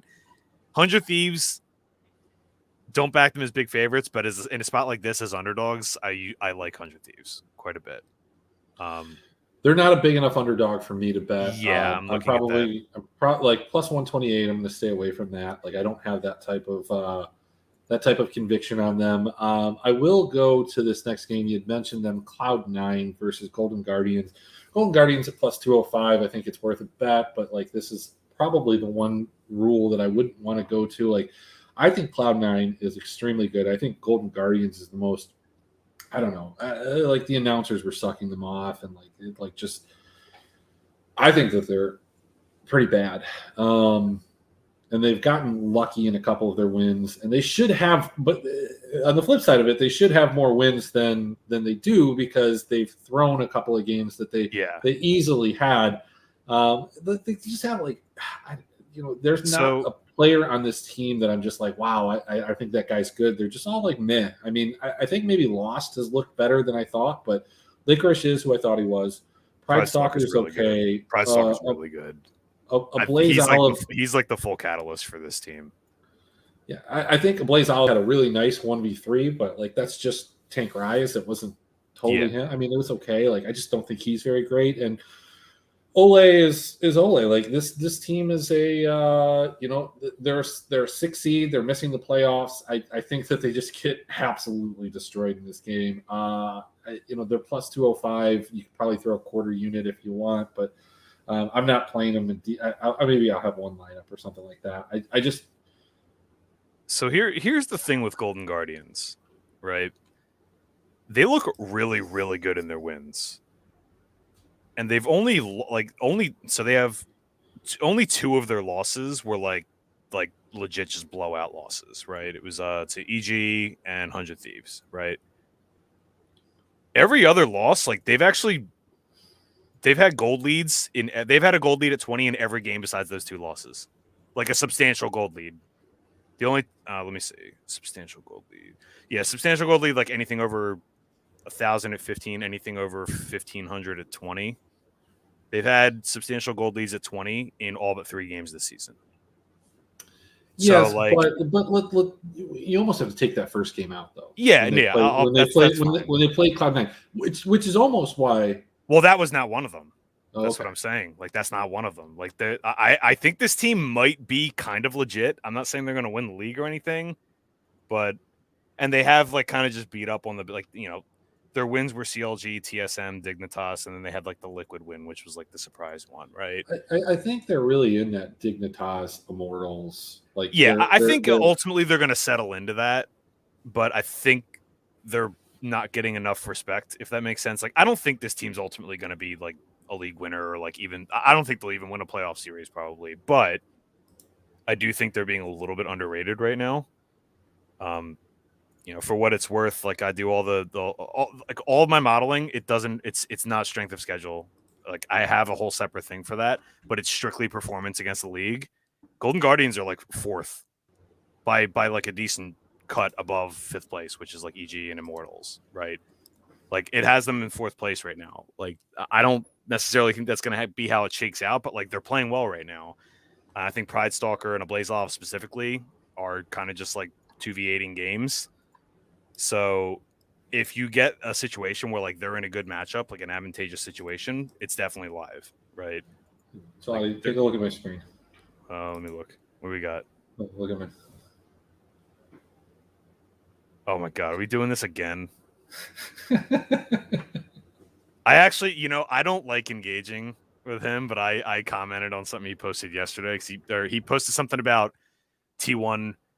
He was trying to explain betting to people. Basically, he was like, "Oh yeah, T1." Oh yeah, 8. I saw. I know what you're you have to lay 800 to win 100 or whatever. And I was like, "Yeah, you have. I'd be glad to talk to you about it or whatever." But like, yeah, they still never took us up on the offer. Just saying. I'm not saying. I'm just saying. All right, might have to round up the crew again. Might have to assemble the crew like Anchorman style. And he says, and I mean masters and above. Masters and above. Yeah. You can have diamond players if you have. Yeah, they're not gonna beat a bronze team, dude. I don't know. Let's see. Keep getting sidetracked. I'm probably gonna take some Golden Guardians kill spread in this game. I think they can compete. Cloud9 look really, really good. There's no doubt. I think Cloud9 and Liquid are the class of the league. I think the outside looking in is like your 100 Thieves, Immortals, and then I think it's a cut down to like the bottom 6. I think like you could make another mid tier with like Dignitas, Golden Guardians, FlyQuest, and then like the thing is that like with those teams, like who the hell knows how that's going to shake out by the end of the year? Like it wouldn't surprise me at all to see Golden Guardians just like lose like 9 in a row or some shit. So I have no idea, but I think the top 4 is pretty clear to me. Do you agree with that? Hang on 1 second. If you don't talking shit. No. What's going on? Mike's stupid. Like trigger alert. Ruler is not back. He just tested positive 2 days ago. I believe he has to wait 10 days unless they change something. Like they might have changed the rules. I have no idea because we're in the second round robin now.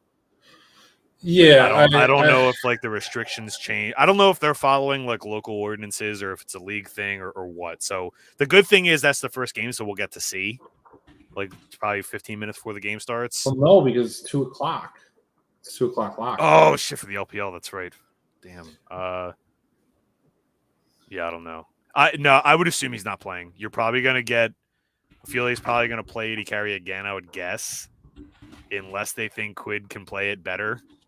And then Ophelia is naturally a mid laner. He'll probably like if they think Quid's a better option, then they'll do that. But I assume they've been practicing with Ophelia all week, so it's probably just going to be Quid in mid, and then the rest of the lineup is as we just saw. Kevin, you're right. They would get wiped by our 2 a.m. ARAM squad.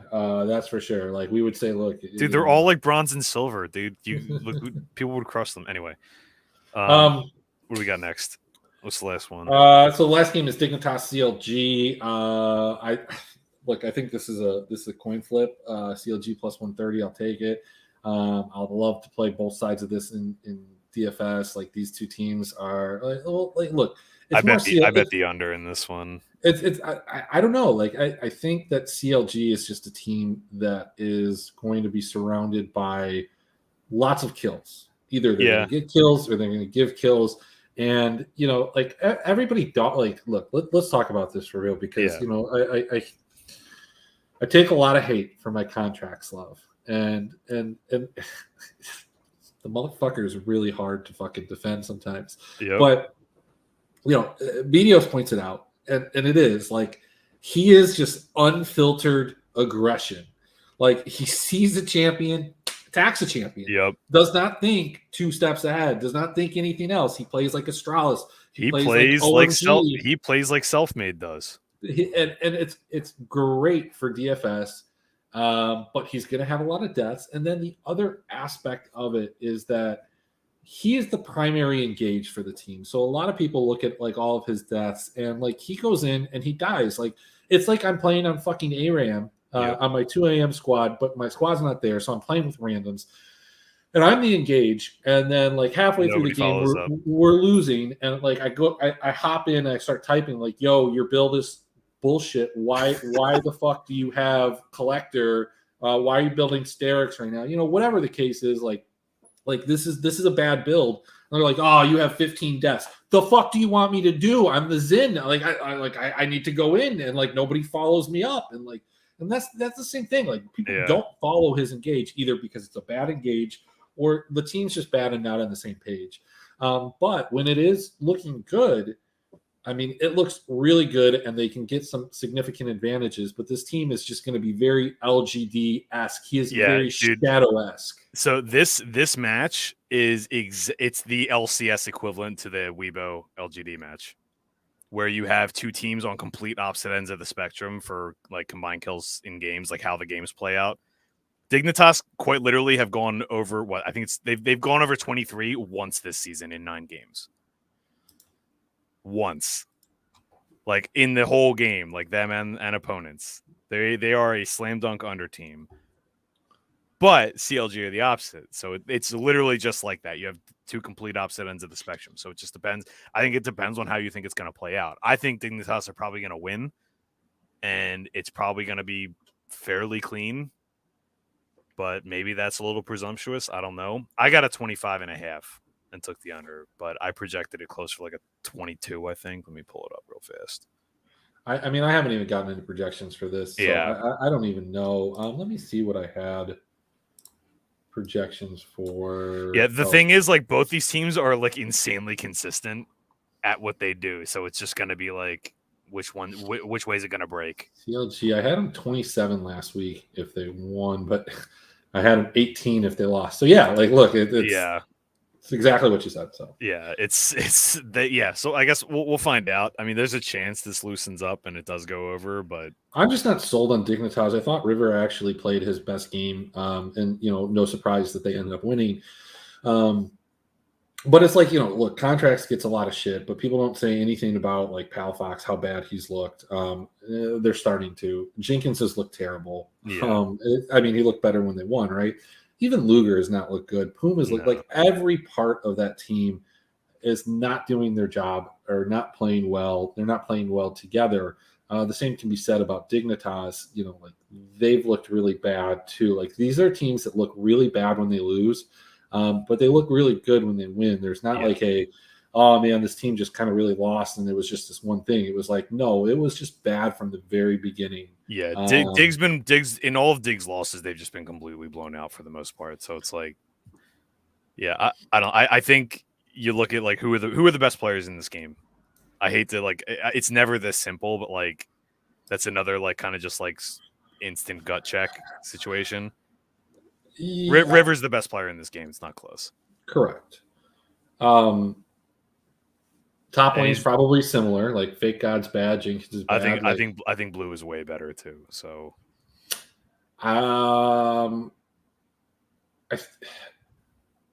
over a long period of time, yes, but on a given day, I think Palafox has the ceiling and can beat him. Yeah, and is better than him sometimes, but like it just depends on like what you're going to get. Like he's shown to be so inconsistent.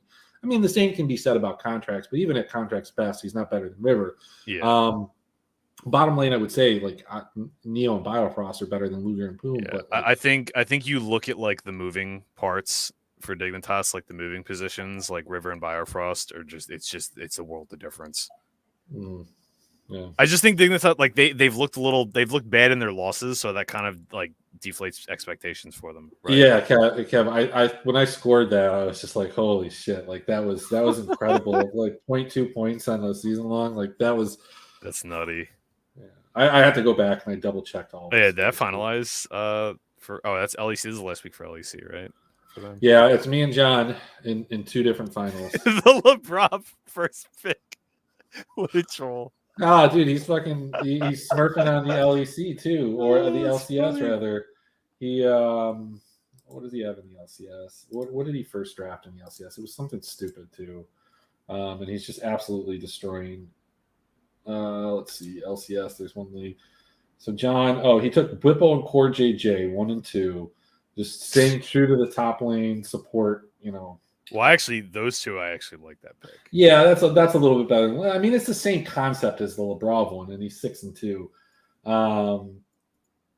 Did end up with Power of Evil, Luger, Jose Dioto, and Pride Stock. A couple of those guys. That's almost like taking Kelsey in the first round in football, or like a premier tight end in the first. Yeah, I mean, I look at my team and somehow I ended up with two TSM, and I've just written this off, dude. Like, yeah, it's tough. GG. But go next. But that's all I got on that. Like, yeah, so I think, look, I'm betting CLG. I'm going to play CLG. I think Dignitas wins, but CLG is the team that, like, I'm willing to take shots on. That's enough of a number that I might consider a CLG bet, even though I can't stand them. But we'll see. I'm probably not laying the money with Dignitas, even though I think they win. So probably a fair price. Let me see. Like, I'll just pull real quick what the model thinks on this. It makes Dig minus 154. So pretty close. It's probably a no bet for me. It's no bet, and I bet the under. That's the only thing I have in this one. What else? think that's it, right? That's it. Like, so, hey, I mean, I know you got some writing to do. I've got some lineups to do, but it has become kind of routine, maybe a tradition. If you're up for it, we play one ARAM to see how our bets are going to go for the next day. Oh, is that how it goes? Yep. I'm gonna have to fire that up. It's just one. If it's Just John, one. he tries to pull the best 2 out of 3 if we lose the first one. But I'm going to tell you, we lose. You lose your bets even if you win the next 2. So, like, it's not. Is that it? That's how it works. We're playing one. We're playing one, and if we can win, we're going to have a very, very blessed day. If we lose, you're just going to have to be sharper than God. It's that simple, right? That's it, dude. I don't know if a god could have saved me this morning on how that shit panned out. Well, look, Will, I got your email 20 minutes ago. I was looking for it. I'll read your email tomorrow. Okay, we'll open the show with it. We'll have the whole thing. I'll prepare it. I'll maybe make some pictures. I'll go on the PicMonkey. I'll put together a whole PDF slideshow. It'll be fantastic. So don't worry about it. Your work will not go in vain. I will talk about your email tomorrow. Was that from Will? Yeah. Oh, okay. Got it. Yeah, Gunn, get on. We're going right now. I'm hopping right now. 1 second. Let me see if John's. I'm going to have to give me like 2 minutes. I got to make a phone call. I got called like 3 times during this. We still live? Yeah, we're still live. All right, I'm going to have to take this. Give me 1 second. I'm logging on. Just give me a second. Sure.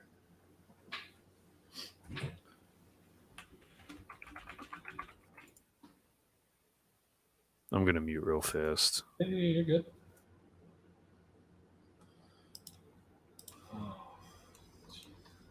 Oh my God! Well, this isn't like I thought. It took like 2 seconds.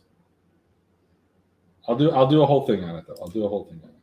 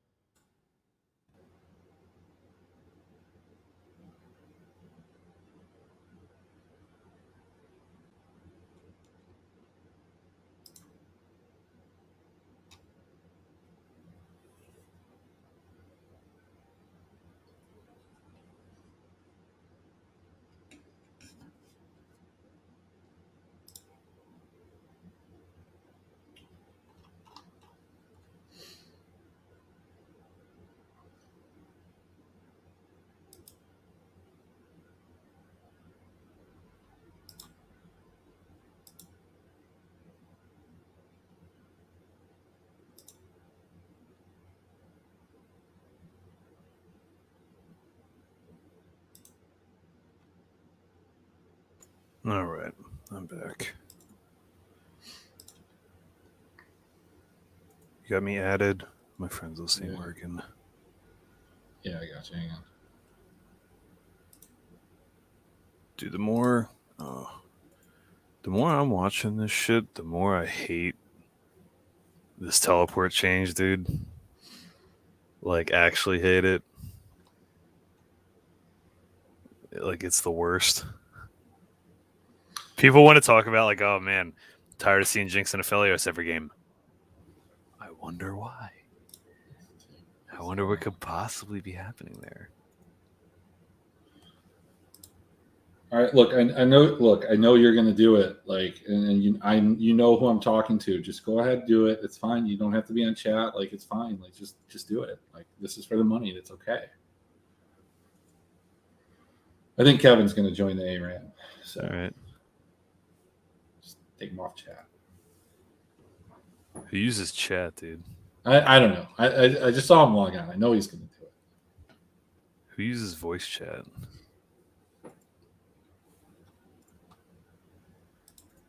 You got to play in stone cold silence like a serial killer. I do that quite a bit, actually. Yeah. I even play regular games. I was actually reading. Oh, you tagged me in this Fiona thing. Maybe I should explain to him that you would have to bet 20-1 on his team to win an ARAM. That could be funny. I don't remember what he did, but at some point that guy said something that I was just, you know what, you can just shut your mouth forever. I saw like this. So he was making comparisons to like regular teams, like sports teams, and Yeah. and then like the CLG GM was like, we're investing in all this young talent. I'm like, I want to be like, are you? Earlier this season, right? Yeah, I think I remember reading that. No, it was like 2 days ago. And then I was like, I was about to like do it, and I was like, well, I mean, like, they're not as young as EG, and I know like Pikel likes to point out that they're an elder team, but like they're all 22. They don't have like that 28-year-old that like everybody like. They don't have a core, an Afro Moo, or Wild Turtle. Like they are technically a pretty young team. Wait, is Hands out too? Oh my god, dude. Let's All right, I think we're just gonna go with the 3 then. So here we go. Like we're gonna do this. See what we can get. Let's see what we can get. I think I got 2 rerolls.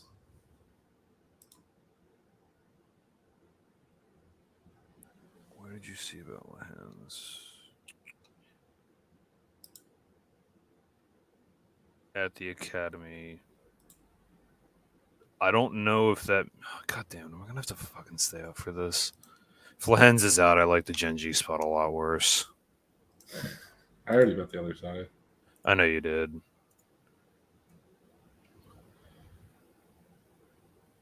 Disaster. Absolute disaster in the champs. Somebody dodge. Oh my god. Give me fiddlesticks, baby. Let's go. Oh, Janna's OP. Give me Janna. Oh, I need to play. Dude, this fucking team, dude. This team in Nongshim just can't catch a fucking break. Not like in game, like just with the COVID shit. Ooh. Do you not want Ash? Oh, yeah. Okay, I was gonna say.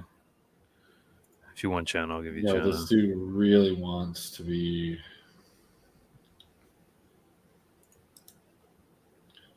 No, I this other guy wants to play Ash, but like I'm worried about it. All right, nice. Hang on. We're gonna decline this because I think I had somebody that wanted to come in. So thankfully somebody dodged. Oh my god, what the fuck? But the Zen and Morgana would have been great. Oh, he said none for me tonight. Okay, great.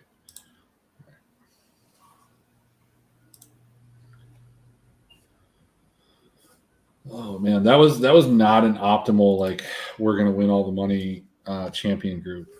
It just wasn't. Not on a 3-man. I don't know.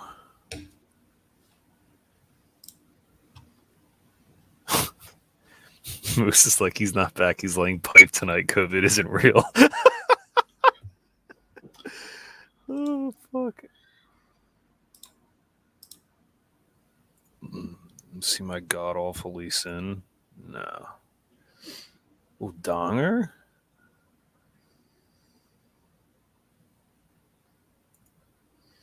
I want Rise, dude. Yeah, give me that. Or Ori. I'll take Ori. I'll play Ori or Rise. Let's see. Maybe I'll play 80 carry TF.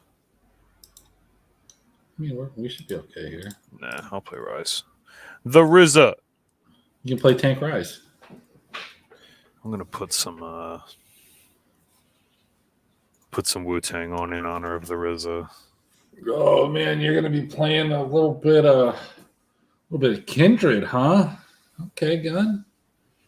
I hope this Lee Sin's not a piece of shit. Like that's always my fear. Like with some of these champions, like there are certain champions that like even people in ARAM, especially people in ARAM, I should say, like they can be really bad on them. And Lee Sin is one of those. Rise is one too. Like, hopefully I'm not. We'll see. You understand how Rise works, so I don't have that fear with you. But like, well, Rise is hard. Like, it's a hard champion. It's why, like, if you look at his like win rates outside of like the highest level, it's terrible. Like, he's one of the Yeah, worst. like this is not a comp that he plays well with either. Like if somebody had played No. the Darius, it would have been okay. But Their like, team's actually kind of low range, so I should be okay. He has struggles against the longer range stuff. So oh my god, no, I don't feel good about us right now. Like that Ari, like I've been getting a lot of Ari, and she's felt great in it. Ari's really strong.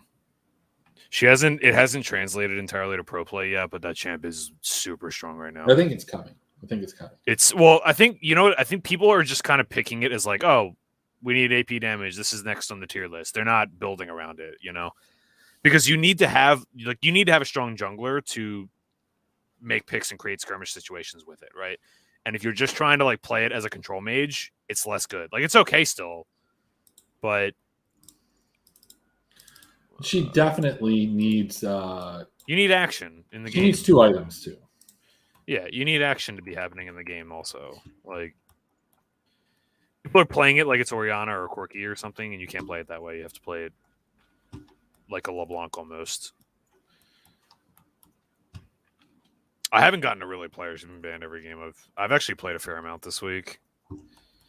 I actually had like a couple hours worth of time to do anything because I don't have anything going on this weekend. So, well, I guess I'm going out tomorrow night, but oh, we got Zoe. I forgot I shouldn't have taken Phase Rush.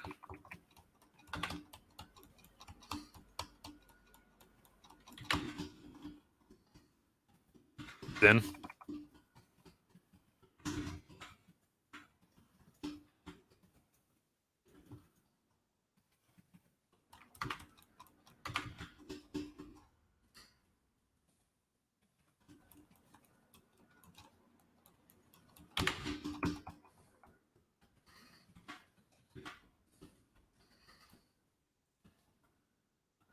Hope I can make D-Mort proud.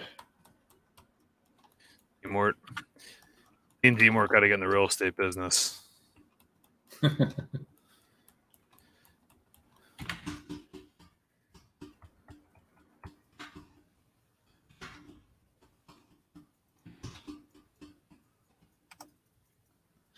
Killed with a snowball, bitch.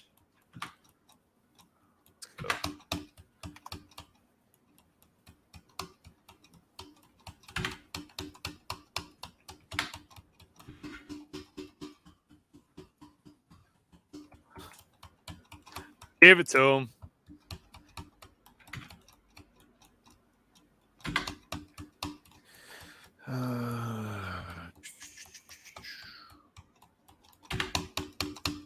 Should have got my buddy in on this.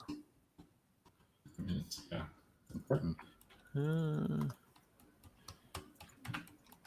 Should probably only put one. Let's see.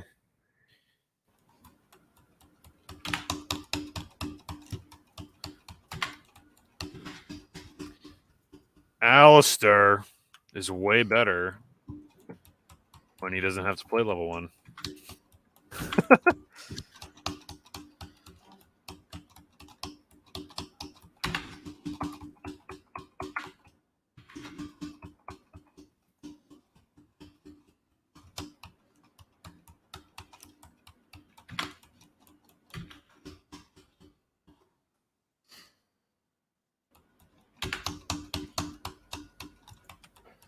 Who even playing? I didn't look.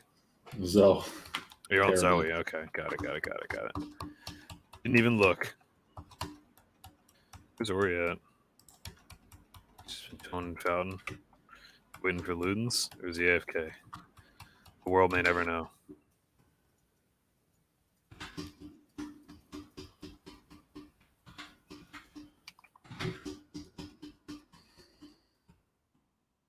Ori's back.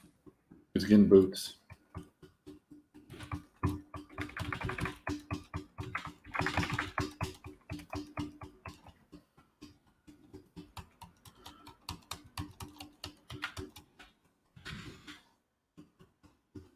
He's alive.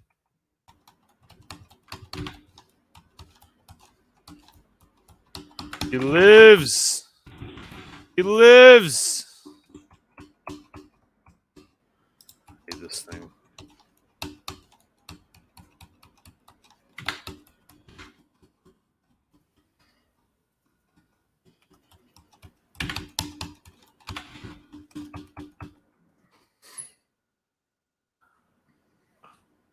I team. Okay. All right. Good start. It was something. I don't know about good.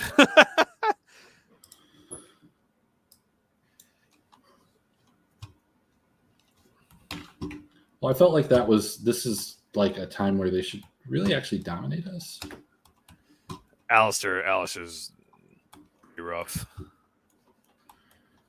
So good in ARAM. Everything else we should win. Just got to not get like 5-man Alistair combo and we'll be good.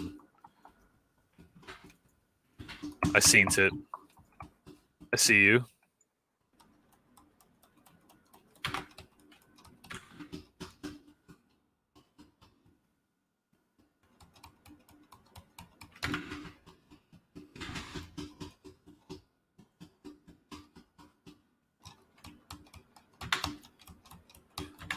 Poke him out.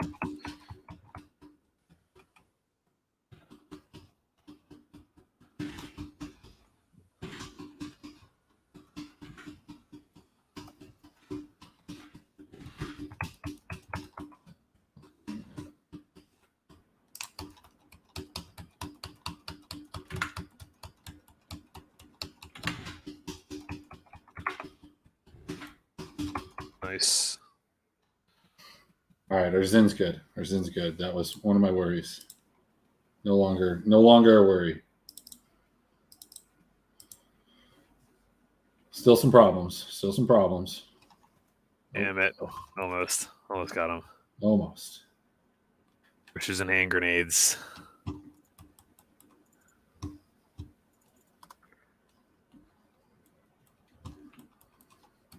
I should have waited for another rotation there. I probably could have got one.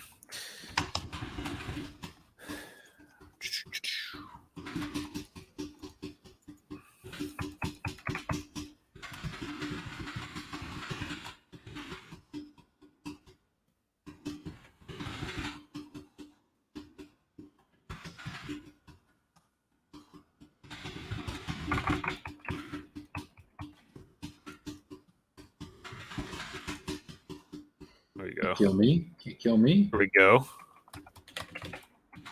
We're in there.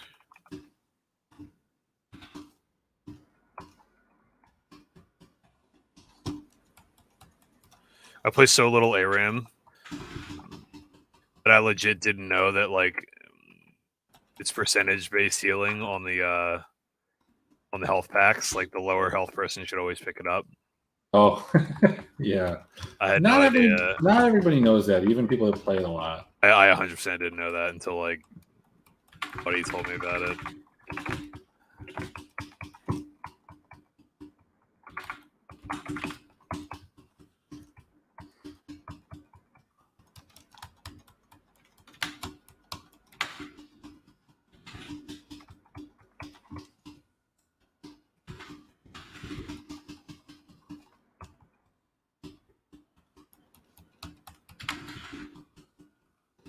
Flashing directly into the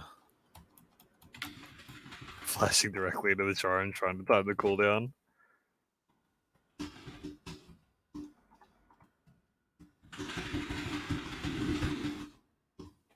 That was me trying to make a play. I missed everything.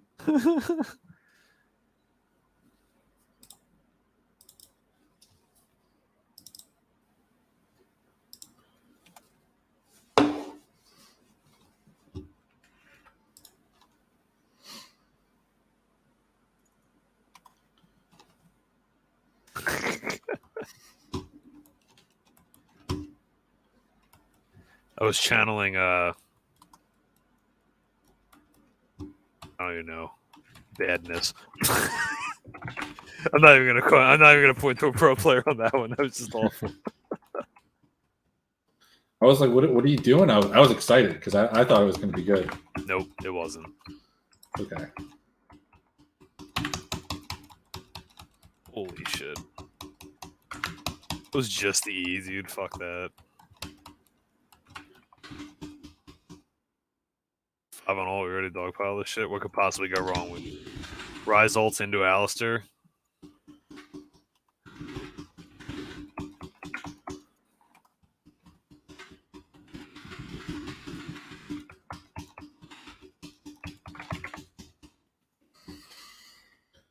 Yeah, I mean, a couple things went wrong there. Could have been better.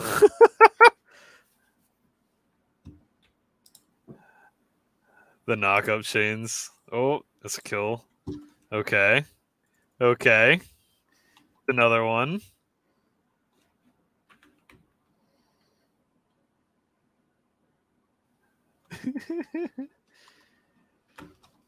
Alistair's fucking up my day, dude.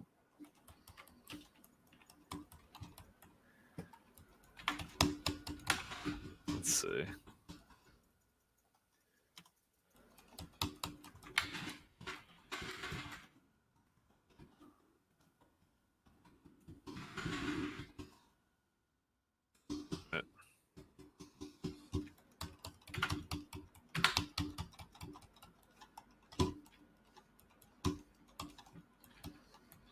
Get away.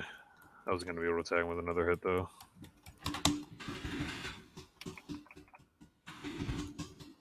Okay, that was I misplayed that.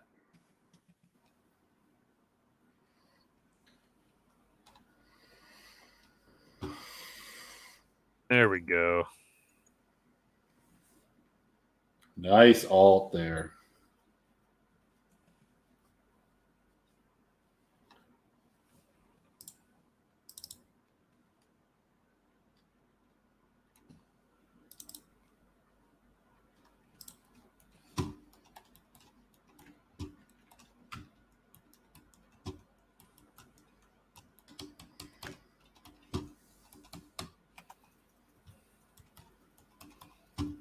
Let's bring it back. We can YOLO and ult.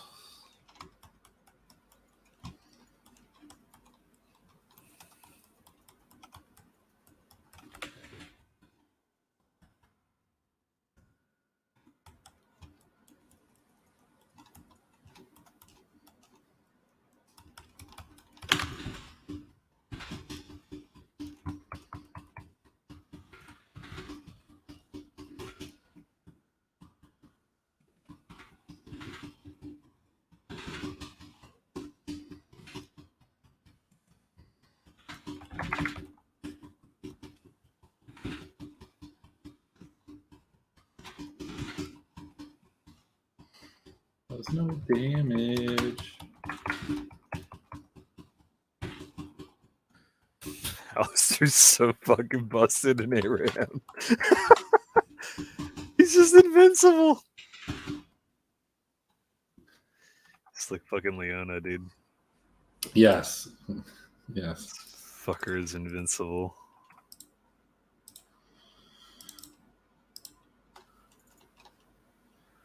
I played with a Leona the other day that didn't like cast her E until like after 6, and we started bitching about like we're like you need to like you need to be the engage like, and then she just started running it down, and like we're like, well, you can't like I was Ziri, so like Ziri's not really good right now in ARAM especially. Oh, I'd imagine not. Because No. there's Too no much terrain. going on. Yeah. There's no terrain to jump over. There's minions in the way of everything. It's just it's a pain in the ass. And then with the nerfs, like she was good before it, but like it's just not. It's not it.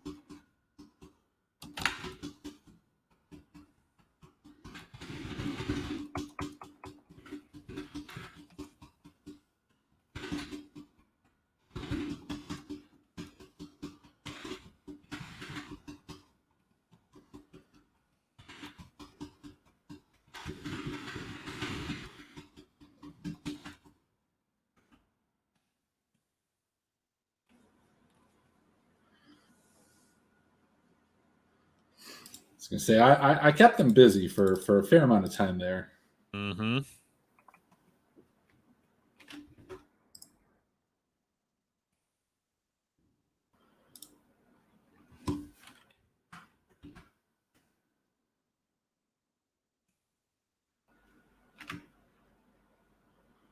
Oh man, the Zin though, he's building Sterix, man. You don't build Sterix anymore. Death Stance, man. That's not meta. He's telling you to meta these nuts though. Probably I got a lot of money to spend. Here we go. Jumbo Brain. What could possibly go wrong, right? Alistair just says, "No, fuck you, dude." Alistair confirmed fucks.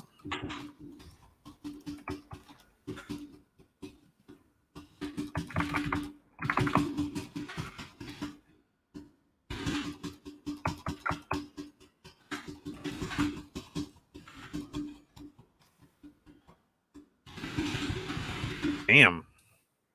Oh. Alistair got, or what's called already got too many resets. Yep.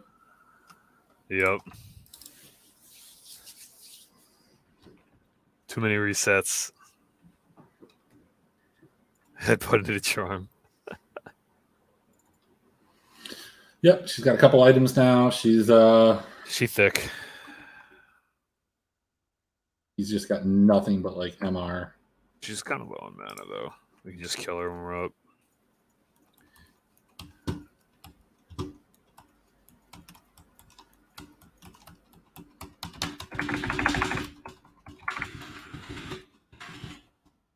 Save the inhib. Save the inhib, fam. God status.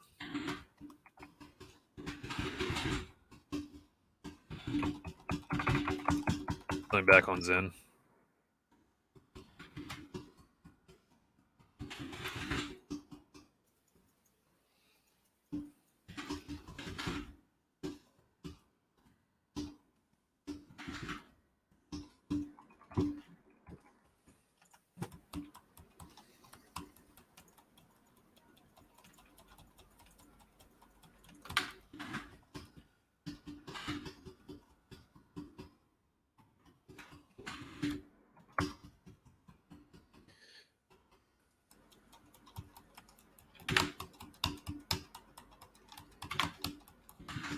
Chunk on Ari there. We're gonna try to force.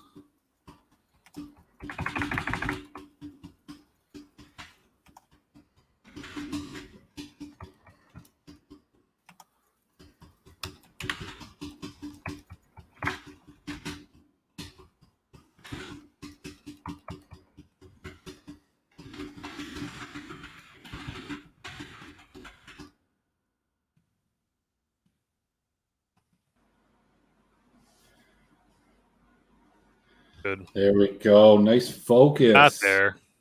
Easy peasy. Easy clap.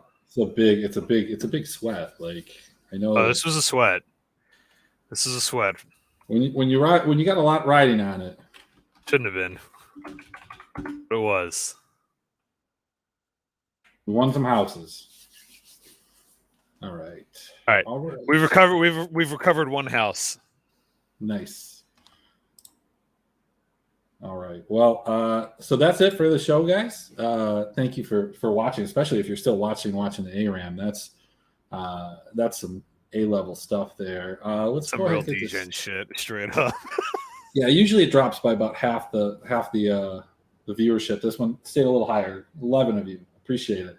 We'll be back tomorrow going over the slate, talking LCS, LEC, everything that's happened, and everything that we think will happen. So thanks again. I might stay up. I might fire it up. We might play some more ARMs later. So I'll talk to everybody later. Thank you so much. And thank you, Gelati, for joining. Yeah, of course. Anytime. GTT